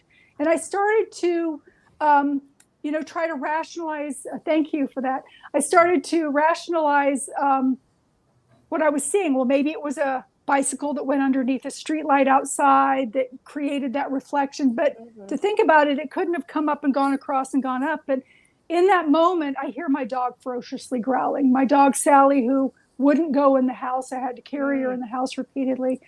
But she is growling ferociously. And so that kind of bumps me out of my fog, and I'll address, you know, I figured, you know, that I'll go back to it later, and didn't really want to think about it. So I went down to the master bedroom, and my dog is standing in the door opening, like just back from the door opening where the kids were, and her hair was up on her back. And she was growling so ferociously. Even when I came into the room, she kind of put her ears back for a second, and then they came right back up, and she was just fixated on that door. So I petted her and tried to soothe her. The kids were sleeping. I didn't want her to wake them up. And, you know, I ended up taking her outside again, and she didn't want to come back in the house. I had to carry her back in the house.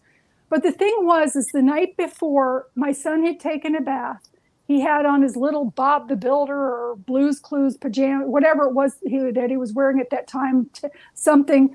But he had on shorts and a short sleeve shirt. So I could see his body, you know, his legs and things. And the next morning, after I laid down with the kids, when we got up, I said to my daughter, I said, how did you sleep last night? And she said, I didn't. She said, I felt like something was standing in the doorway staring at us all night long. And when my son got up, he had bite marks on his legs. He had 3 sets of bite marks, 2 on one leg, 1 on the other. And I'm looking at them. You can see the indentations of the teeth. And it looked like a dog bite mark, but my dog was a schnauzer, and it was a different shape than her mouth would have been, and she wasn't prone to biting anyway. Not only that, they were purple. I mean, if somebody had gotten bitten by something, they would have felt that. And so when my son got up, I said to him, I said, Austin, what happened to your leg? You've got bite marks. And of course, he's like touching him on his leg, and he's looking down, and he's like, I don't know. He didn't remember getting them. And so, so we ended up, you know, leaving. And after that, there was one more thing that happened before I did anything. Still, I'm thinking that I'm imagining things. I stay away from the house for a little while. And, you know, then you kind of start to doubt yourself, and you think, oh, but it's such a great house. And, you know, this is just silly. Yeah, what I'm thinking. So what really, really fixed it for me that I needed help was the third young man that had come, that was the cousin to a friend of mine. He was sitting in the room. I was in the hallway painting, he was just on the opposite side of me. And I'm in the hallway, and I see this young man coming up the stairs, and he had brown hair parted down the middle.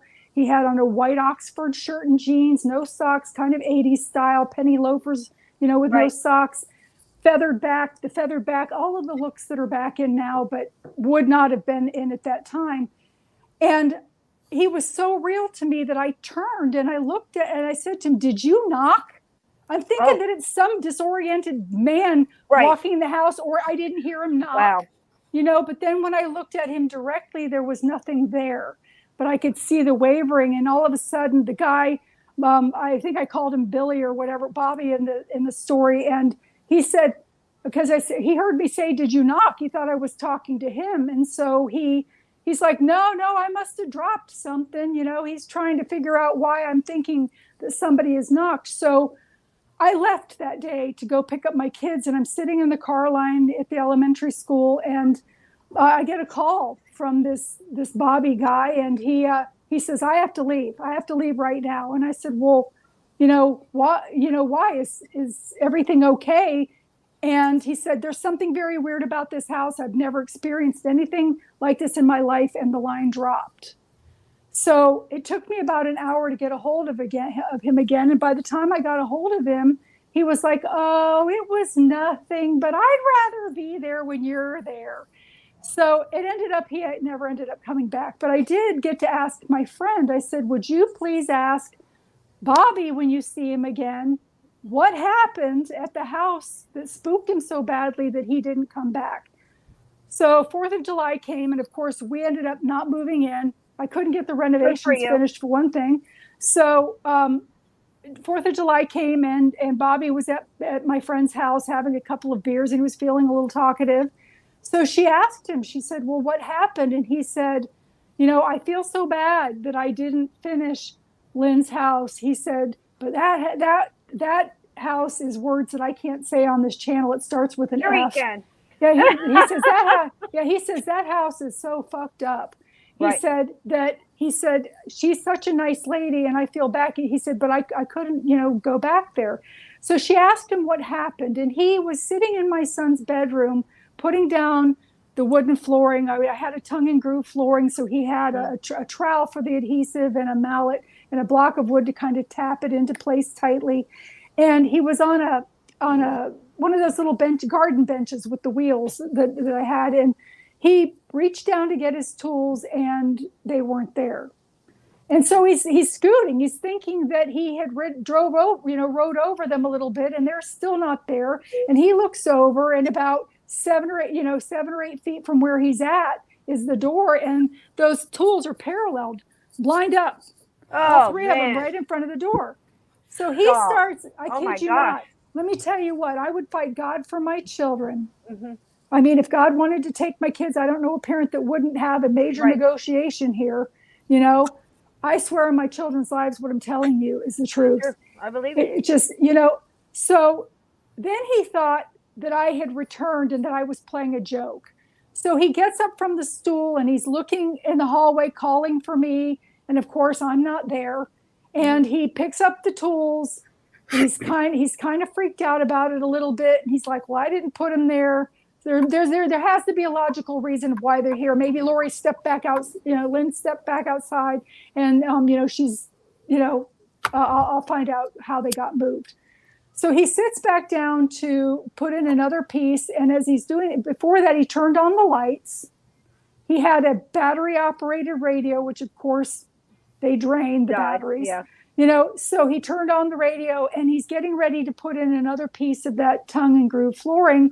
And the lights turn off, and then the radio turns off, or maybe it was the other way around, but each one turns off right after the other one, and he hears the tools moving behind him, and he turns and he looks and he sees them line up right in front of the door, and he said he couldn't get out of there fast enough. Well, what happened is then when he left, I asked him, I said, "Listen, it's a Friday. I'm not going back to work. I work a Baylor shift as a nurse. Which is 12-hour shifts on the weekends, and I'm not going to be back until Monday. Did you close up the house or the windows closed?" Because it had these elongated windows that the panes would open instead of up and down, they would open this way. Right. Yes. So it had like this really weird shaped air conditioner in it to kind of dry out the floor and the glue to help dry everything faster. And that needed to be pulled in because there was a large area that was opened over the top of it that rain and bugs and stuff could come in if you left it like that for days. Man. So I had to go back, and it was dark. So I asked my neighbor Ellen to come with me, and I don't remember what I call her in the book, but her name's Ellen. She since has passed away. So we went. I asked her, I said, will you ride with me over? I need some help pulling in this air conditioner from a second floor window. And she agreed to go with me. And while we're on our way there, I'm telling her about what I had seen earlier in the day and that I suspected that there was a ghost in the house. And if she was not comfortable going in with me, that she could wait in the car and that I'd go across the street and get the next door neighbor's husband to help me. And she said, oh, no. Yeah, of course I believe in ghosts. No, that doesn't bother me. So when we got to the house, the lock again was giving me a problem. I couldn't get it to turn. I couldn't get my key out once I got it opened. And so Ellen stepped into the foyer while I'm trying to get the key back out of the lock. And she says, you're not going to let the boogeyman get me, are you? And she laughed. Well, she was mocking them and they targeted her. So that's why, they do have an intelligence. You don't want to mock them because what's going to, it's not funny. No. So we went in, we got the air conditioner in, we closed up all the windows, secured the house.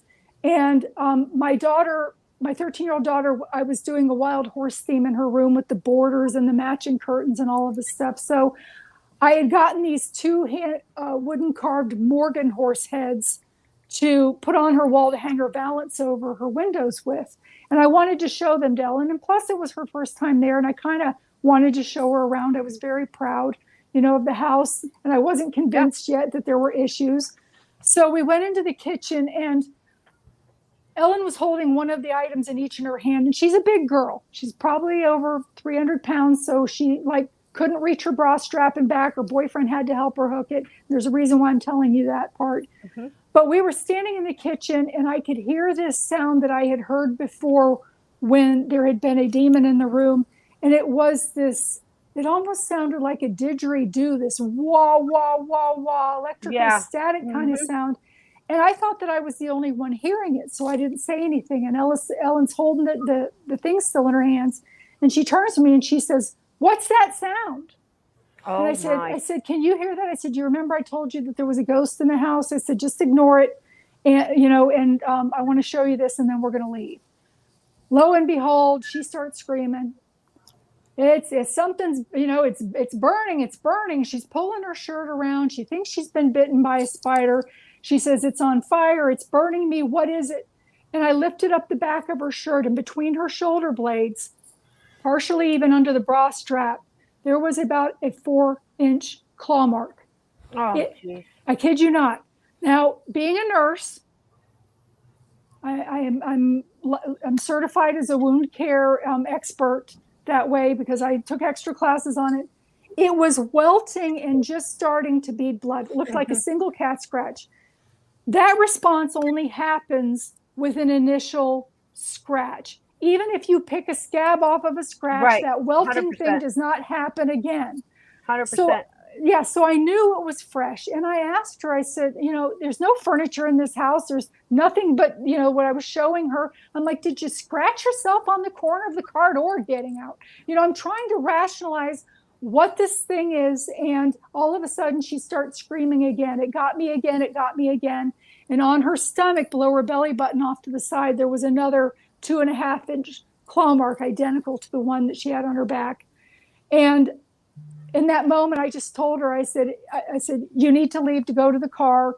I will, well, at first I started screaming out prayers in the room, commanding them to leave. And it was like this hazy wall that just started moving back, but yet it was hovering in the doorway openings of the kitchen and breakfast nook. So they didn't completely leave. The portal was still there. And it was enough for me to let Ellen get out of the house. And then I came, I shut the sliding glass doors or whatever it was I had to close up. And I came out behind her and I didn't even bother with that deadbolt. because I figured at that point I would just lock the knob lock manually and pull it shut, because that house could take care of itself if anybody wanted to come in there.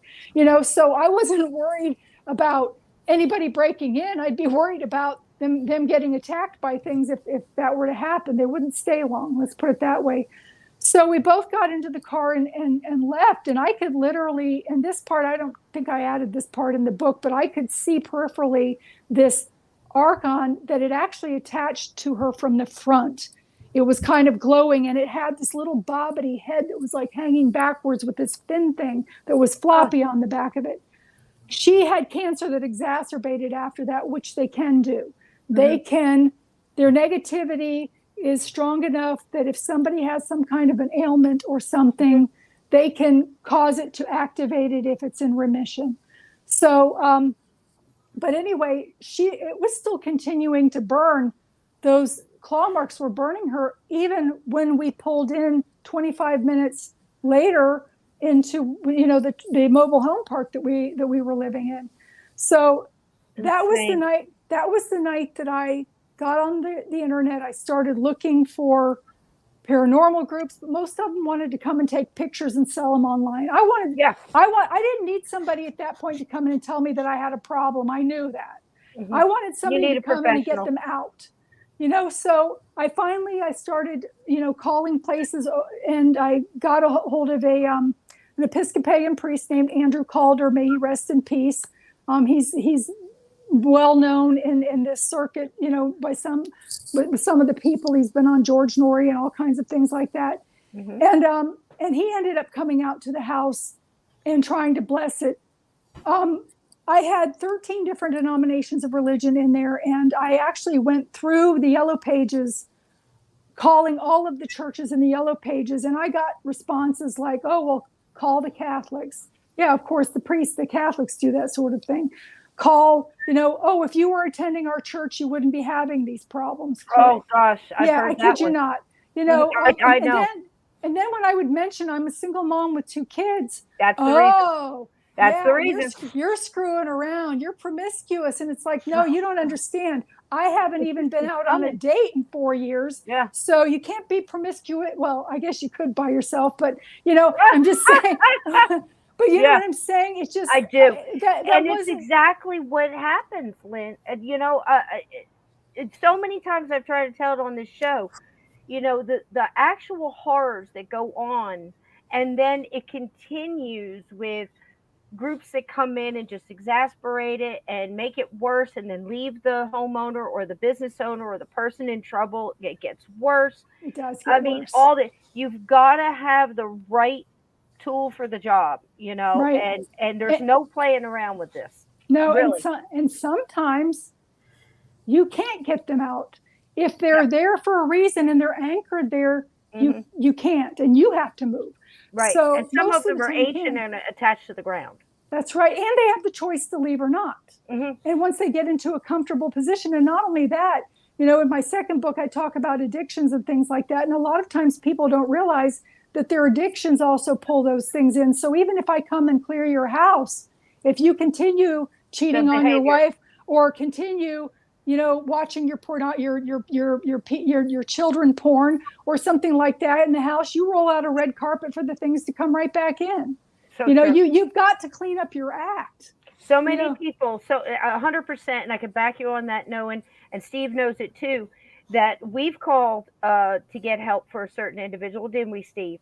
And when I call these people that I know, because we've been in this for so long, we've already vetted, we've got the cream of the crop, and and not to say that only these people, but the ones that we know.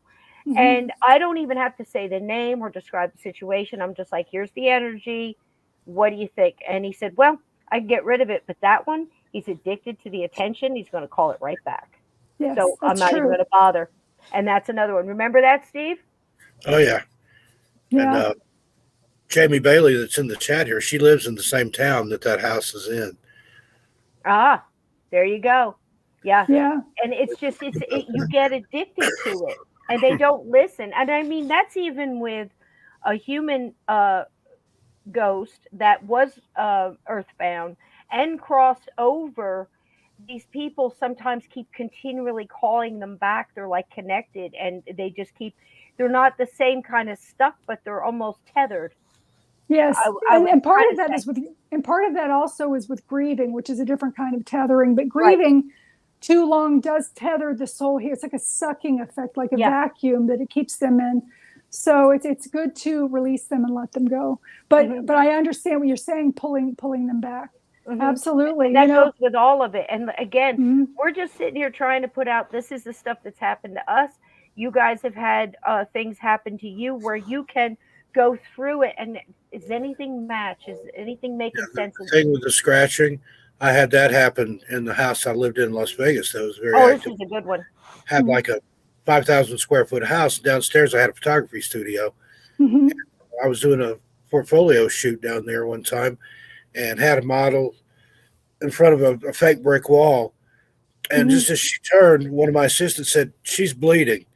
And there on the mhm, back of her thigh, the back of her calf rather, 3 scratches. mhm, And I was shooting in burst mode, so I went back and looked at the pictures. First picture, there's nothing. You see the scratches start to form, and they mhm. haven't even started to bleed until about the 10th or 12th frame. And then you see little droplets of blood forming there. Yep. She absolutely freaked out. She's like, "That's three. That's a mocking of the Holy Trinity. You've got demons here." She grabbed her stuff, left. Even I was shooting product for a company doing a catalog shoot as Mhm. part of that, and she just wore what she had on and left and took everything with her. I didn't bother even trying to get it back, but never saw her, heard from her again, but saw No that doubt. in real time on the film. Wow, that's amazing. You know, this may cut out. If it does cut out, I send my love to everybody. Thank you for Absolutely. having me. I'm not leaving yet, but I'm gonna just gonna go until it finally dies. So, and we were almost at the And we want 2 hour to say point. how much we absolutely love you. And I just wanted to say again, Lynn will be here in the last Sunday of every month. You know, her knowledge and during her journey, she's learned so many things. We're going to have her back to talk about things that go on in the afterlife and things that she's seen as people are crossing. And our main thing is to bring as much knowledge as we can bring to you guys and for you guys to feed it back that you know about. And you know, we're just trying to get a better cover to the box. We've got all these puzzle pieces and we're trying to make the picture a little clearer all together at the same time. So Yes, I love you for being here, and I'm so glad you got to meet Steve and back and I forth. am too. It's Steve, just you're going to be amazing. absolutely wonderful. Yeah, and we all learn from each other. Yes. Not any one of us knows everything. Nope. I mean, we do parallel a lot, but please, you know, if you've got a different viewpoint, teach me. You know, I want to know. We Yep. all help each other that way, and that's why we're all here. We're all here to learn from each other. There's a reason we chose to be here today before we even came into this lifetime to meet up with this group of Absolutely. people. We have a contract with each other almost Yes. in that sense. So, and that's why So too, true. Cisco and I mean, we're like twins. I mean, there's we parallel each other so very, very much on so many things. And I picked her out by the sound of her voice. Isn't that the weirdest thing? I was Well, listening and it important. came in and I said, you know, I have to reach out to her. And you know, I've never had a shy moment in my life. So I just reached out and we talked for like 2-3 hours. I think it was maybe 4, just like Steve and I Yes. did. We talked like 7-8 hours till the phone went dead or my ear fell off or something. We were pumpkins. Yeah. When we you just- Real connect, quick, there's a couple people in the chat that I want to call out. please do. Brand Dunaway and Aunt Hello, Emma love. are both having some physical difficulties. If y'all would just help raise their vibration, send some love and Everybody light send that out. to both them. I'm not going to say. I mean, if either of them wants to share what's going on, they're more than welcome to. But God bless both those ladies need some love, light, and positive energy sent their way. So lift them up. Absolutely. Here we go. Everybody just do it in one shot. That's you with that energy coming out. Send it to anybody that needs healing, love, light, and protection. We ask your spirit guides and your loved ones and your elders to come around you. You must ask them for the help. It is your free will. And yet you need to accept this energy being sent to you for it to heal you. So take that And not energy. just those two. That's two that I know of. Anybody in the chat, if you need, Amen. if you need light, if you need energy, just send that absorb it. Open yourself up to it, and we'll send it. Because we love y'all. Love is healing. Yes, it is. Absolutely. They absolutely love you, Lynn. Absolutely Well, love I love you. them too. Like I said, It's we're all wonderful. here. We're meant to be here together. So I'm We so are. glad that you found me. And Steve, like I said, I think that you're amazing. Sorry, Cisco and I kind of took over the conversation a little bit. I'm sorry, but I'm sitting here soaking it in like He's a a sponge. happy Oreo tonight, I'm glad. Betty. You know, Good. we get to talk all the time, and I just really wanted him to get a little bit of your story, and that's just a fraction of it, guys. That's just that one book. The books are. Could you name the books again for me, Lynn? Before you go. The first book is Omnipresent. The front cover is A Door with Creepy Hands, which is an actual event that occurred in the house when my 7-year-old son was sitting on the master bathroom toilet. That is what he saw coming in at him. To this day, he helped me design the cover, but he refuses to speak of it or even to read the book. He, to this day, at 24 years old, has such post-traumatic stress from it that he still will not sleep without the light off. He has a light on no matter what.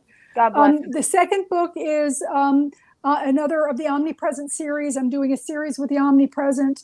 It's What Happened Next. It takes up where, after I sold the house, what happened. I did contact the owners that sold it to me. What happened with that? It goes into talking about addiction, mental illness, and how a lot of people with schizophrenia hearing voices are really hearing voices. Yes. Because they have attachments on their backs. It's not a mental illness. Yes, it is an issue that can be removed, and then they don't need the medication. And there are a lot of other things in there as well. And then the third book that'll be coming out is The Colors of Heaven, Beginnings Never End, that talks about the actual act of dying and death itself and crossing over, and a lot of things about the other wonderful things about the other side. That way, the first chapter starts out with Did You Know? And it talks about, did you know that the other side has a scent unique to you of something that you found comforting either on this plane or another plane, or from that you remember from being on the other side. It talks about, all of those things that. Mine's probably a litter box. No. And I mean that the kindness, loving way. I'm sitting here thinking about it, and I thought, with all the cats I've taken for, I guarantee, it's just being funny. But I think that's a wonderful thing. I'd never heard that before. A scent. Yes, and you have all 5 senses. People? Yeah, you never know. It could be something from another plane that talks about. Cool. My mother, when she comes in like a megaphone every once in a while, I had asked her one time, I said, Mom, don't you ever miss the taste of, brownies and barbecued ribs and potato salad? You don't eat over there. Don't you miss that? And she came out there and she said, you're right. We don't eat by thought. We travel. We do everything by thought. She said, however, when we think of the potato salad or the specific food, the sensation and the flavor comes to us as if we are eating it. Amazing. So minus the calories. And I'm like, wouldn't that be a wonderful thing here? So, wow. But she shared that with me, that they do have those pleasures. They also have a coupling that's called Burging that is sexual on the other side, that between two spirits also, where they mesh in together. And it's not a sexual act like we know it. It's an energy exchange that's very beautiful and loving, and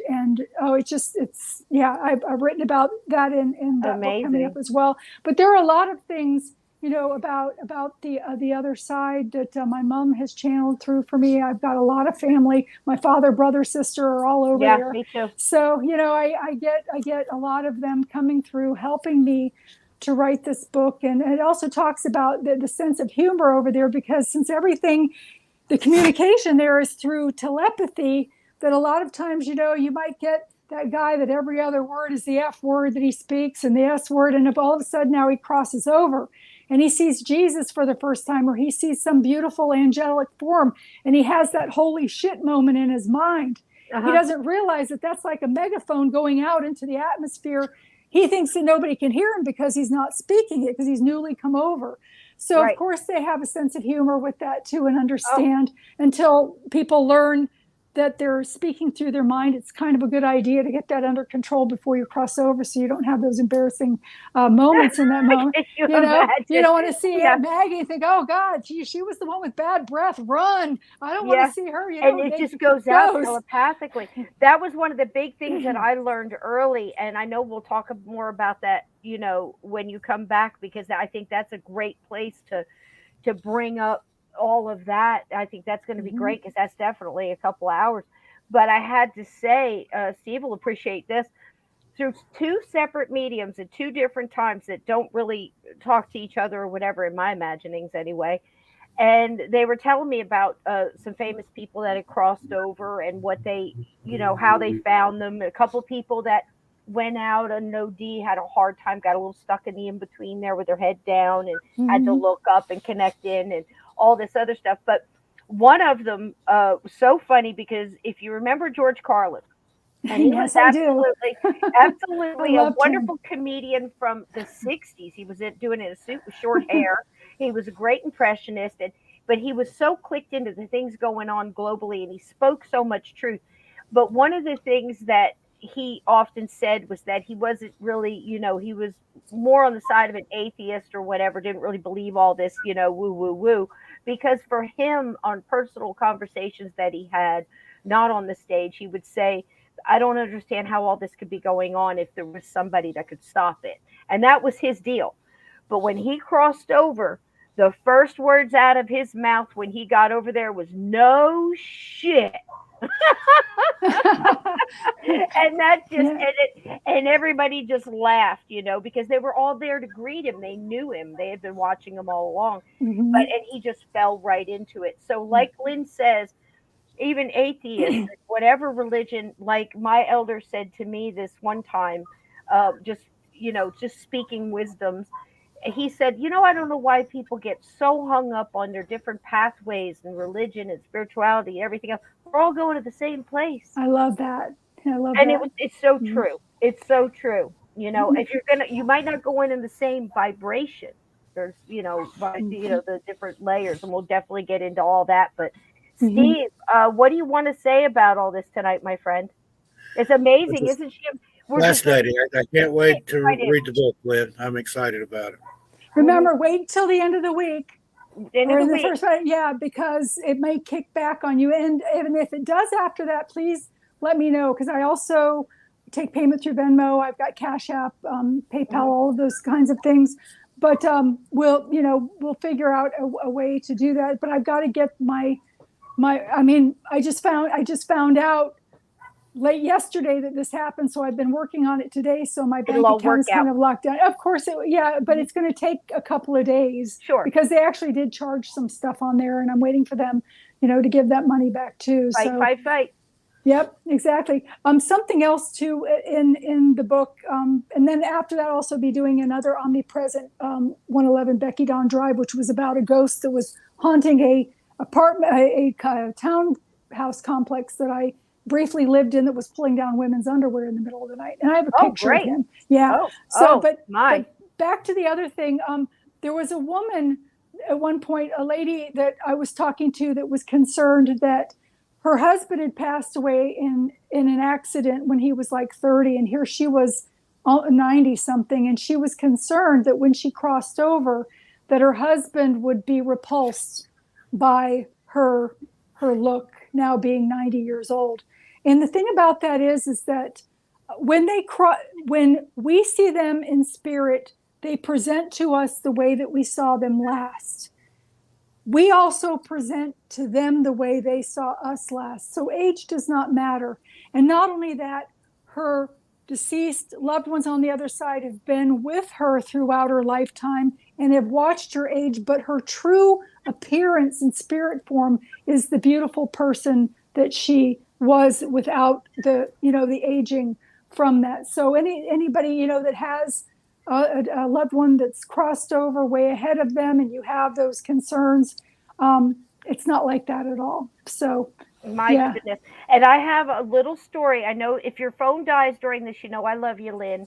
And we will talk throughout the week. Yes. Call me anytime. You text me. You're never a bother, and I just get it work during the day, and I might not answer till later on that night. But absolutely. And we're going to have another one at the end of the month. I'm going to help you do your own podcast if you like. And you can have Steve and I on.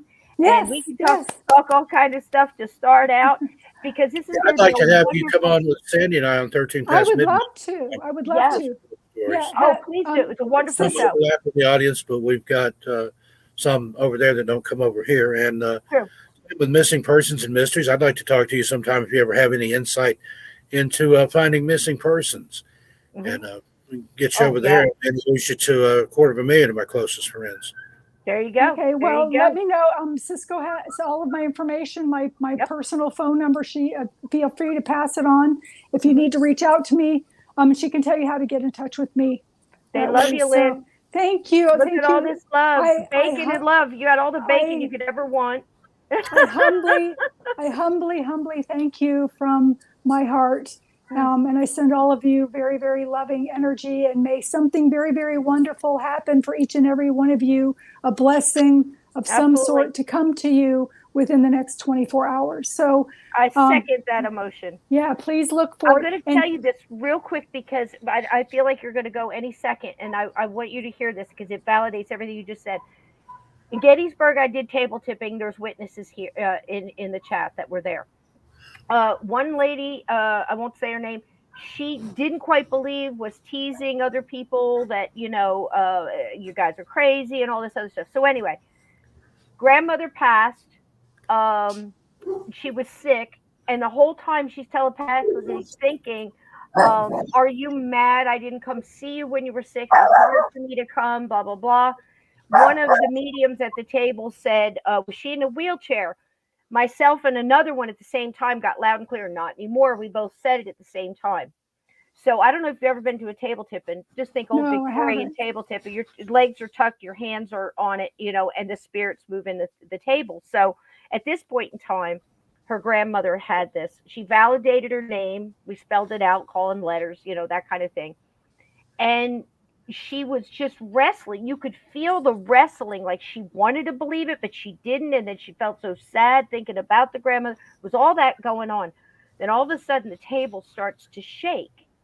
Wow. And, one of the ladies there, Jenny, said, okay, she wants to move. And I'm like, okay. So we all stand up. And I thought the table was going to slide toward the young lady who was like halfway across the room. And I'm just trying to concentrate, giving it energy. I'm like, she wants to say something big. So I feel this is going on. And it was such a happy, but I want to say intentional energy, if that makes sense. She had a mission.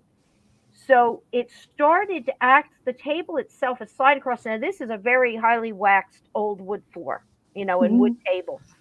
So it's moving, but it kind of like it's getting caught. And then all of a sudden, it literally picked up two legs and went boom, like it's walking, like boom. And then this guy to pick up and go boom.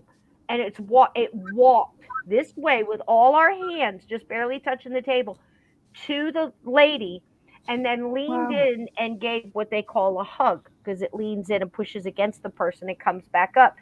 And the whole time I'm thinking she was missing a leg. And now she's showing her she can walk. And that's when the medium hollered out, did she have a leg amputated before she died? And 3 people that knew her started to cry in the room and said, yes. And Bob and I looked at each other and said, not anymore, honey.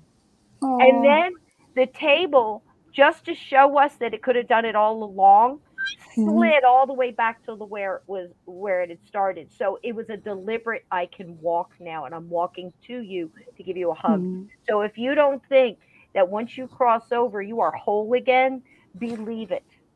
Believe it, my friends. And doesn't that not go with what you just said? It's amazing, right? It's true. It's true once they cross over. Absolutely.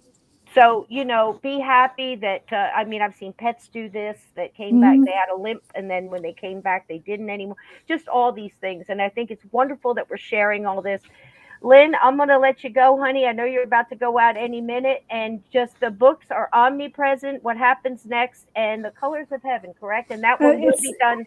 Yeah, it's Omnipresent, then Omnipresent, What Happens Next, and then The Colors of Heaven is Coming not soon. quite out yet. It's coming very soon. Yes. There you go. Yes. www.lynnmonet.com. There it is. Amazon stealing my money. Not that it's don't about go the to money, Amazon. but I Yep. mean, I've had it with them. I mean, I don't blame you. I It's don't just blame crazy. you. And yeah, definitely we'll be getting a podcast going here pretty soon. They're all looking forward to exploring on the other side. My love, I can't tell you how wonderful it is to meet you. I'm so glad you and Steve met each other. I am too. And I just think it's wonderful that you're doing this. And everybody loves the tapestry behind you and your beautiful face and your light and your love. And you're right where you belong. Welcome home. Thank you. It feels so good to be home. It really does. I feel so connected to all of you. The people in the room, I can just feel the light. It's like sparkling, tingling lights. And thank you so much for allowing me to be a part of this. Absolutely. I really appreciate it. We're blessed to have you, darling. It's so good to have you here. Go and charge up your phone. I'm going to let Steve I got to go tonight. get my 13-year-old in the bathtub so she doesn't go to school God stinky love tomorrow. her. And I want to tell you before you go real quick, the Cabin 22, it's 14 hours. That's why I said she listened already. But you can listen to that with your daughter. It's okay, isn't it, Steve, for a 13-year-old, you think? Except maybe the rats. It's a little spooky in the beginning, but she's also gifted. All of my children are gifted. I raised them gifted. So, I never put that. I just think there's something at the end that is specifically for her, and I don't know why, but at the very end when everybody gets together, I'll have her listen the girl to with it for the sure. amethyst, Carly. I think she's going to connect with Carly a little bit and maybe get some strength from that. Well, so there you go. What you sent me, I loved. You sent me a little, I call it like a snippet. It was, it was a little prequel. Yeah, yes. And I was really, really drawn in. So I'm looking forward to it gets better, doesn't it, Steve? And it's all his fault. He's the one that dared me to do it. So, and there's a bigger story on that we'll tell you next time. I bet. Here. I will. I want to hear it. I definitely It's going to be something. And you got to teach me about the dragon thing. I could definitely use that to finish that book. So thank you so much. Good. All right. Good night, sweetheart. Thank you. Have a good one. Bye-bye, everybody. We love you, darling. Good night. Bacon, everybody. Love you, darling. Bye-bye. Thank you so much. You're welcome, sweetie. Thank you for being here. There you go, Steve. Isn't she something? Yeah, that was an awesome guest. Thank you, Cisco. Don't you just absolutely love her? I mean, and I connected with her, talking to her. It was like when I was talking to you that first time. And I said, my gosh, it's a kindred spirits here. And just the depth of what she was saying and how she understood it at this point in her life, it really reminded me so much of you. When not just when you and I were talking, but through our years together, being friends, we could just pick up, not have to explain anything and just start talking and really connect in and get that feedback and that, advice and just everything else. It's just amazing. And I had to get your two energies together tonight. What's going on with you? Thank you for the introduction. I appreciate that. What's going on with you? I know all the wonderful stuff you got going on, but what's coming up this week? And tell everybody what you got coming on. You had a great video drop this morning, didn't you? Yeah, all kinds of more great videos coming up. Sandy and I are planning some stuff for 13 Past Midnight, both live and production videos. But a lot of good stuff coming up on Missing Persons and Mysteries. We were in Silverton, Colorado last Friday. We were up on Molas Pass. There's a guy missing from up there. Shot some stuff on location. I got that coming up. Just stay tuned. You never know what'll happen. Stay tuned to that bat channel. Same bat time, same bat channel. It's wonderful. And it's so good to see you feeling better, my friend. And so, the light in you is amazing. I know what's causing it, and I think it's terrific. A new place, new home. You're finally home. And, you always have a home here. We missed having you. And, but I knew what you were going through and being sick and everything. It was just terrible. And, it wasn't even the sickest I've ever been. It was more of an annoyance than anything. Yeah. The one time that I had the flu back in the 80s, and I took a flu shot and caught the flu. That was probably the sickest I've ever been. And this wasn't even close to it, but he said it was more of an annoyance, and it kind of lingers. I still get tired sometimes. I just have to stop and take a rest, but that's probably a good thing because I go all the time anyway. Isn't it something everybody absolutely loved tonight? And thank you guys for all the love. What means even more to me is that when you're in this chat and everybody's welcoming everybody in, and the newcomers come in, and the gatekeepers are all, welcome in, and throwing out information and encouraging the guests, and, the camaraderie between everybody here. Everybody says that they have a next level chat. When I listen to people and they say, well, next level intelligence on this, on physics, or on this over here, or whatever it may be. But as far as, the followers that Steve has that listen to Missing Persons and Mysteries, and that wonderful group that's doing all that work, and Bill, and helping people and not even telling people about it. I know, I can feel it. That channel has done so much help, and given a voice to so many people that have been shut out by whether it's the police are done looking, the FBI, all of that. And we're starting to And get you guys are family giving them a voice. reaching Huh? out to us now, wanting us to. We're getting family members. I had a lady Good. contact me last week that the father of her children has been missing in Pennsylvania. Did an interview with her. I've got another one tomorrow on that same case. So I love that people are seeking us out to, because there's That's great. absolutely just so many cases out there that we can't cover them all. I But we know. do try to give special attention to people that reach out to us, because you put yourself in that predicament. I'd go crazy if it was my child that was missing. And We had one last week. I won't call it out here, but the young man that was missing, that we all sent good energy and good positive thoughts out there for his return, has been returned home safe.